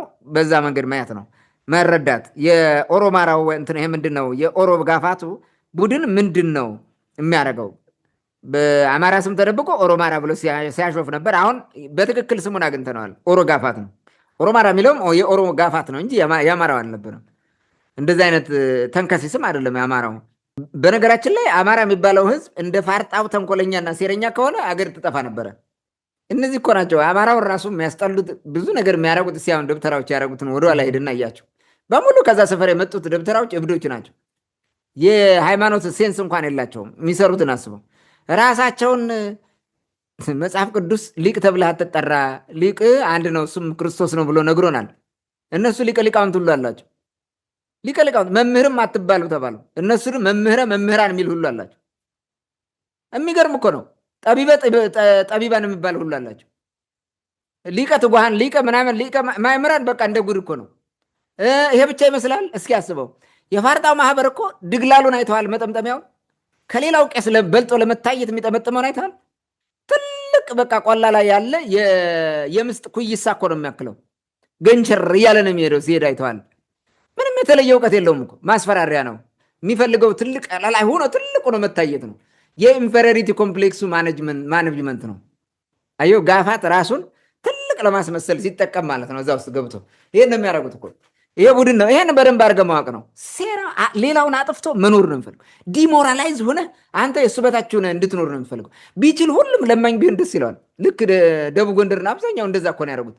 ጎንደር መጥቶ ብዙ ሰው ይለምናል። የደቡብ ጎንደር ነው የምታየው ስታጠና። እኔ ስታቲስቲክስ ሰርቼ አውቃለሁ። በዛ በኩል ማለት ነው ደቡብ ጎንደር መጣ ነው የሚለው የተለያየ ቦታ። ለምን ለወገናቸውም አይሆንማ።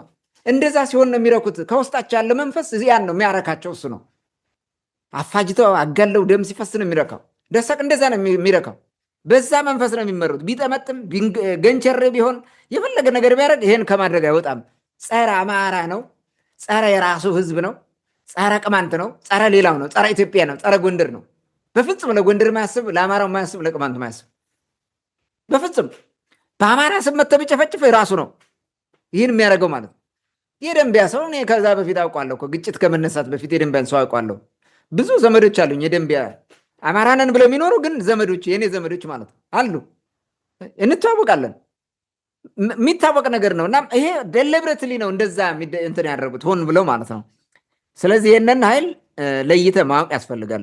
የኦህዴዱ ቡድንም ከቀደም ጀምሮ የሰራቸውን ስራዎች በደንብ አድርገህ ማወቅ ያስፈልጋል። አመጣጡ ምንጩ ምንድን ነው?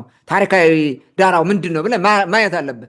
ዝም ብለህ ተጨፍነህ የሆነ ነገር ብትደናበር ተገቢ አይደለም። ያ ከመጀመሪያው ጀምሮ ያለው ማየት አለብህ። እንዲህ በአንድ ወቅት ደንቢያ ላይ ህዝብ ስንት ነው የተሰቃየው? በእነ አፄ ፋሲለደስ ዘመንና ከዛ በፊት እነ ሰርፀ ድንግል በነበሩበት እንዲያ ጉባኤ የሚባል እንትን እንደነበረ ታውቃለህ? ከተማ በኪንግደም ኦፍ ደንቢያ ውስጥ የነበረው ከተማ አንደኛው ደንቢያ ከተማ ነው። ዋና ከተማው ደንቢያ ነው የሚባለው ራሱ። በጣና ዙሪያ ነው የነበሩት ሁሉም። ሌላው ገነተ ኢየሱስ የሚባል ነበረ። ጎርጎራ ቀደም ብሎ ነው የነበረው። እንደገና ደግሞ እንትና የሚባል ጉባኤ የሚባል ነበረ። ከተማ ጉባኤ የተባለበት አፄ ሰርፀ ድንግል እዛ ስብሰባ ይሰበስብበት ነበር ምናምን ይባላል። ከሱ በኋላ አፄ ያዕቆብ የሚባል መጥቶ ነበር፣ አንድ ትንሽዬ ልጅ ማለት ነው። ብዙ ጊዜ አልቆየም እና እሱ ስብሰባ አድርገው በካቶሊኮችና በኦርቶዶክሶች መካከል ክርክር ተደርጎ ጾም የማን ነው እንትን ትክክል የሚል ይመስለኛል። ጾም ፋሲካ የኛ ነው ትክክል የእናንተ ነው፣ እናንተ ዘገጅታችሁ ነው እኛ እንቀድማለን የሚል ክርክር ስለነበረ ጦርነት መጣ እና ምንድን ነው የሚለው እሱ እንደ ምንድን ነው ከሰማይ ወረዱብን ይላል። የኦሮሞውን ኃይል እንትን ሲያመጣ በጣም ኃይለኛ ጦርነት እንትን ህዝብ ይሄ ዘመቻ መጥቶበት ማለት ነው፣ ወረራ ገጥሟቸው እና ምን አለ እንትኑን በቃ ይሄ ነገር በውጊያው ይለያል ይላቸዋል። በውጊያው ይለያል እንዴት ሲላቸው ተዋግተን ድል ካደረግን የኦርቶዶክስ ነው ትክክል ማለት ነው፣ ድል ከተደረግን ግን የእናንተው ነው ትክክል ማለት አላቸው። እንዳለው ተዋግተው ድል አደረጉት የመጣውን የኦሮሞ ኃይል ማለት ነው። በዛ ጊዜ ድል በማድረጋቸው በቃ የሆነ እንትን ተባለ እና የሆነ እንትን አለ የሚባል ነገር ማለት ነው። በነዛ በካቶሊኮችም ምንም የሚወራ ወሬ አለ የሆነ ረሳሁት ምን እንደሆነ ማለት ነው። ይሄን አስመልክቶ የሚሉት አለ ጉባኤን የሚሏት ነገር አለ የደንቢያ ምንድን ነው የምን ምናምን ማድረጊያ የሚል እንደ ቅኔ ነገር አለው በእነሱ በእንግሊዝኛ ምናምን የተጻፈ ነው። እንደዛ ብለው ይነግሩናል ማለት ነው። ቱ ዛት ኤክስተንት ብዙ ነገሮች ነው የነበሩት በእንትኑ ማለት ነው። ደንቢያን ምናምን ጎንደርን ኤቭሪ ፓርት ኦፍ የአካባቢ ኮንትሮል ለማድረግ ብዙ ተጠጥረው ነበረ እና ከዛ ጋር ነው የሚመጣው። ወደኋላ ካልኩሌት ያደርጋሉ። ይሄ እነሳል እኮ በታሪካቸው ሲናገሩ ደንቢያ እኮ ደርሰን ነበረ፣ ወሎ ነበርን፣ ትግራይ ነበርን። ታዲያ ምን ሆነን ወደዚህ የመጣ ነው? ማን ነው እንዲህ ያደረገን ምናምን የሚል ነገር ወሬ ይወራል። በዛ ጊዜ ይህን እንደ ታሪክ ነው የሚያነሱት። አፄ ቴዎድሮስ በጥርሳቸው ገብቶ የተያዘ ሰው ነው። አፄ ቴዎድሮስ ማን ነው አመጣጡ? እኛ ደግሞ ማህበራዊ ሚዲያ ወጥተን የምናገራለን። ያውቃሉ አይደል ቅማንት መሆኑ በእናዊት እኛ ሳንላቸው ራሱ ያውቁታል በፊት ጀምሮ ማለት ነው። ሊቃኑ ይሄን አሳምረው ያውቃሉ። እና ከዛ አንጻር ነው መታየት አለበት። እና ማወቅ የመጀመሪያው ነገር መልካም ነው ለማለት ነው። ሌሎችን ፈጠን ብዬ ላቅርባቸው። ሁለተኛ በጠንካራ ሚዲያን የሚመራ የመረጃ ፍሰት ሊኖረን ይገባል በየወቅቱ ማለት ነው። ሰውም ወደ መረጃ እንትን ይሄ ምንድን ነው ወደ ሚዲያ መላክ አለበት። ለጃኖ ቅማንት ሚዲያ መረጃዎችን ማድረስ አለበት፣ መሬት ላይ የምታዩትን ነገር ማለት ነው። በእውነተኛ መረጃ ለሚዲያችን ማቅረብ፣ እኛ ደግሞ ለህዝብ እናቀርባለን። ጠንካራ የመረጃ ልውውጥ። ሌላው መሬት ላይ ያለው ሁኔታ ራሱ እርስ በርስ መረጃ ልውውጡ ከዚህ በፊትም ደጋግመን እንደምንለው እርሱ ላይ በደንብ ቢሰራ ጥሩ ነው። ያ እንትኖች ጥቃቶች ተጀምረዋል። ከብት መዝረፍ፣ ሰው መግደል ተጀምረዋል። ፋኖ እየታጠቀ እየመጣ እንደዛ ያደርጋል። ያ ጎንደር ከባቢ ያለ ፋኖ የሚባል ተንከሲስ ማለት ነው። ስለዚህ ህዝቡ ይህንን ነገር እንትን ማድረግ አለበት። ሶስተኛ የህዝባችን የታሪክና የደም አንድነት የህዝቦችን የታሪክና የደም አንድነት ማስተማርና አሁንም አንድነቱን ለመመለስና ለመፍጠር መታገል አለብን። ለከፋፋዩ የኦህዴድ ኃይል እንትን ማድረግ የለብንም። ለከፋፋዩ ጋፋት ኃይል ራስን አሳልፈ መስጠት የለብን። ማንነቱን አጥፍቶ ተደብቆ በአማራነት ካባ ተደብቆ ለሚሽለጠለጥ ጸረ አማራ ጸረ ቅማንት ለሆነ እንትን ቡድን በደንብ አድርጎ እንትን ይሄ ምንድን ነው እንዳይጋለጥ መሆን አለበት። ራሱን መጠበቅ አለበት ማለት ነው። እነዚህ ኃይሎች ማጥፋት ነው የሚፈልጉት ሁለቱም ማለት ነው። ስለዚህ ህብረት የሚፈጥሩት በደመ ነፍስም ቢሆን ህብረት ይፈጥራሉ፣ ይስማማሉ፣ ይናበባሉ። መንፈሳቸው አንድ ነው። ከዛ አንጻር ማየት በጣም ተገቢ ነው ብዬ አምናለሁ። ስለዚህ የህዝቦች ታሪክ ስለዚህ ጋር ምንድን ነው ቅድም እንዳልኩት የሀበሻው ህዝብ ይታወቃል። ኦልሬዲ ትግሬው፣ አማራው፣ ቅማንቱ፣ አገው፣ ሌላው በዛ አካባቢ ያለው አብዛኛው የሴሜቲክ ቋንቋ ተናጋሪ የሚባለው ህዝብ አንድ የነበረ የታሪክ ባለቤት ከጥንት ጀምሮ ከዳማት በፑንት ዘመን የነበረው በአክሱም የዛጉዎቹ የላስታዎቹ ዛጉዌ ስድብ ስለሆነ ነው። የጎንደር የመሳሰሉት ስልጣኔዎች በኋላ ደግሞ እና አፄ ቴዎድሮስ ኢትዮጵያን አንድ ለማድረግ ሞደርን ኢትዮጵያ እንዴት ስታብሊሽ እንዳደረጉ እና አፄ ምኒልክ ይሄ ህዝብ በአጠቃላይ እንትን ነው የዚህ ታሪክ ባለቤት ነው። ይሄ አንድ ህዝብ ነው። ለምን ይጣላል? በምንም መንገድ ይኸውልህ አማራ ሆኖ በቃ ከትግራይ ጋር አብሬ አልኖርም አብሬ አልሰራም ሙቼ እገኛለሁ የሚል ካለ ራሱ ለመጥፋት የተዘጋጀ ነው። ሊበላ ማለት ነው። በትኖ ሊበላው የሚፈልግ ኃይል አለ። ያጠፋል። ይሄ አይቀርልህም። ቅማንትና አማራ በደም አንድ ነው። የተሳሰረ ህዝብ ነው። ሁሉም በደም አንድ ናቸው። በነገራችን ላይ የዲኤንኤ ጥናት ያረጋገጠው ነገር እኮ ነው እያወራ ያለሁት ማለት ነው። ምንም ልዩነት የለም። ልዩነት የተፈጠረው የቋንቋ ልዩነት፣ የሃይማኖት ልዩነት፣ ሌሎች ማህበራዊ የተፈጠሩ ማህበራዊ ልዩነቶች ናቸው። ቅማንትና አማራ የሚባለውን ህዝብ እኮ የነጠለው እኮ ኃይለስላሴ ነው። ታውቃለህ? ኃይለስላሴ ነው። ከጣሊያን በኋላ ከእንግሊዝ መጥቶ ነው የነጠለው። ማድረግ ስላለበት አድርጎታል። ቅማንቶች ደግሞ ሁሉ ክርስቲያን እየሆነ እንትን ሲላቸው የያዙትን እምነትና ትውፊት ጠብቀው ለብቻ እንዳይጠፉት ራሳቸውን እንትን አድርገዋል። ግን ያን ሁሉ ሆኖ አብረው ነው የኖሩት። የመንግስት ስርዓት እየሰሩ ከዚህ በፊት በደንብ አድርገን አብረርተነዋል፣ ተንትነን ማለት ነው። እንዴት እንደ ኪንግ ሜከርስ ናቸው። ተገልም አንድም አማራ እነሱን አግልሏቸው አያውቅም፣ ክርስቲያን የሆነ ሰው ማለት ነው። አሁን ነው እነ ኃይለ ሥላሴ ይህንን ነገር ያደረጉት። እሱ አንድ ህዝብ ነው።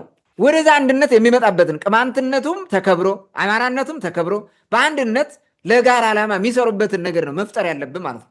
ይሄን መታወቅ አለበት። ጎንደሬ ነኝ የጎንደር ምናምን እያለ እየመጣ ይሄን ሊያፈርስ የሚፈልግ ትላንት ያፋሰሱትን ደም አሁንም ሊያስቀጥሉ የሚሞክሩ እነዚህም አጥብቀህ እስካልታገልክ ለይተህ አውቀህ እስካላልክ ድረስ ችግር ነው። ስለዚህ አንድነትን ማጠናከር የበለጠ ነው ከአማራዎቹ ጋር ማለት ነው።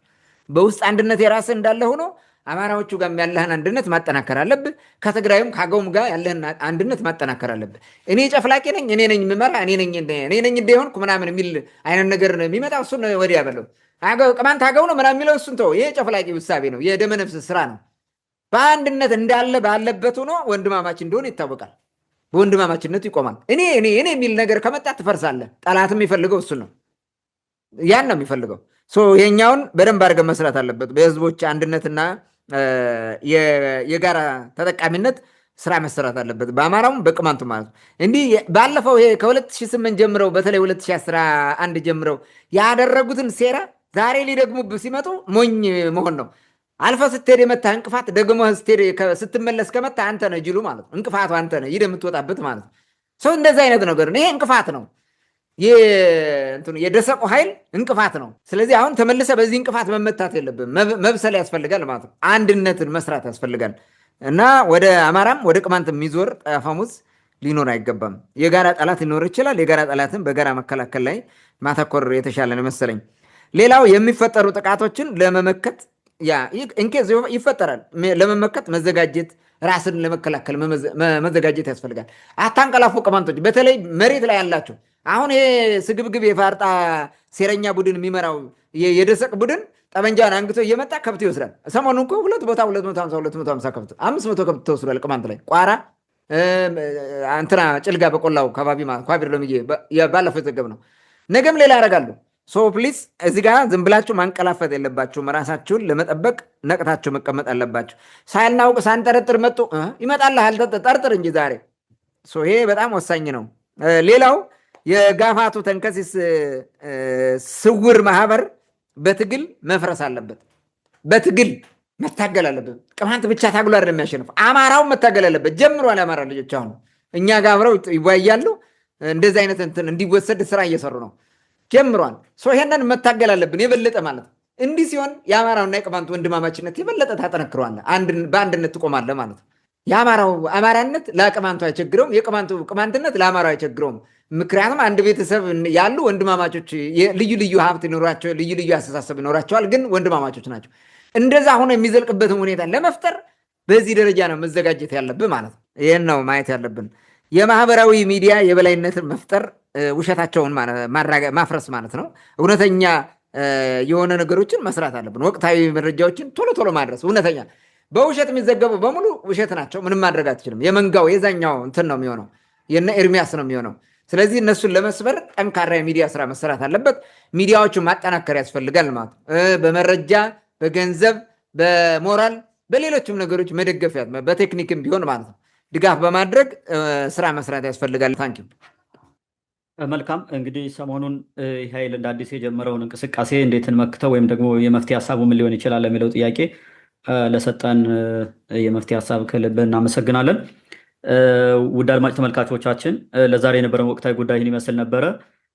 ሌሎችም ሀሳብ፣ አስተያየት፣ ጥያቄ ካላችሁ በውስጥ መስመር ላኩልን። በድጋሚ ወደ እናንተ የምናደርስ ይሆናል። ይህ ጉዳይ እስኪቆም ድረስ ከመጨረሻው የሚቀጥል ይሆናል። ሌላም ሰው መጥቶ በዚህ ጉዳይ ማውራት የሚፈልግ ወይም ደግሞ እኛ የሳት ነው ወይም ደግሞ ትክክል ያልሆነ ካለ በዚህ መንገድ መልእክት ማስተላለፍ የሚፈልግ ካለ መድረካችን ክፍት ነው። ሁልጊዜ የምንናገረው ነው። በዚህ አጋጣሚ መምጣት ትችላላችሁ ለማለት ያክል ነው። የዛሬውን ፕሮግራማችን በዚህ ጨርሰናል። መልካም ጊዜ ሁላችሁ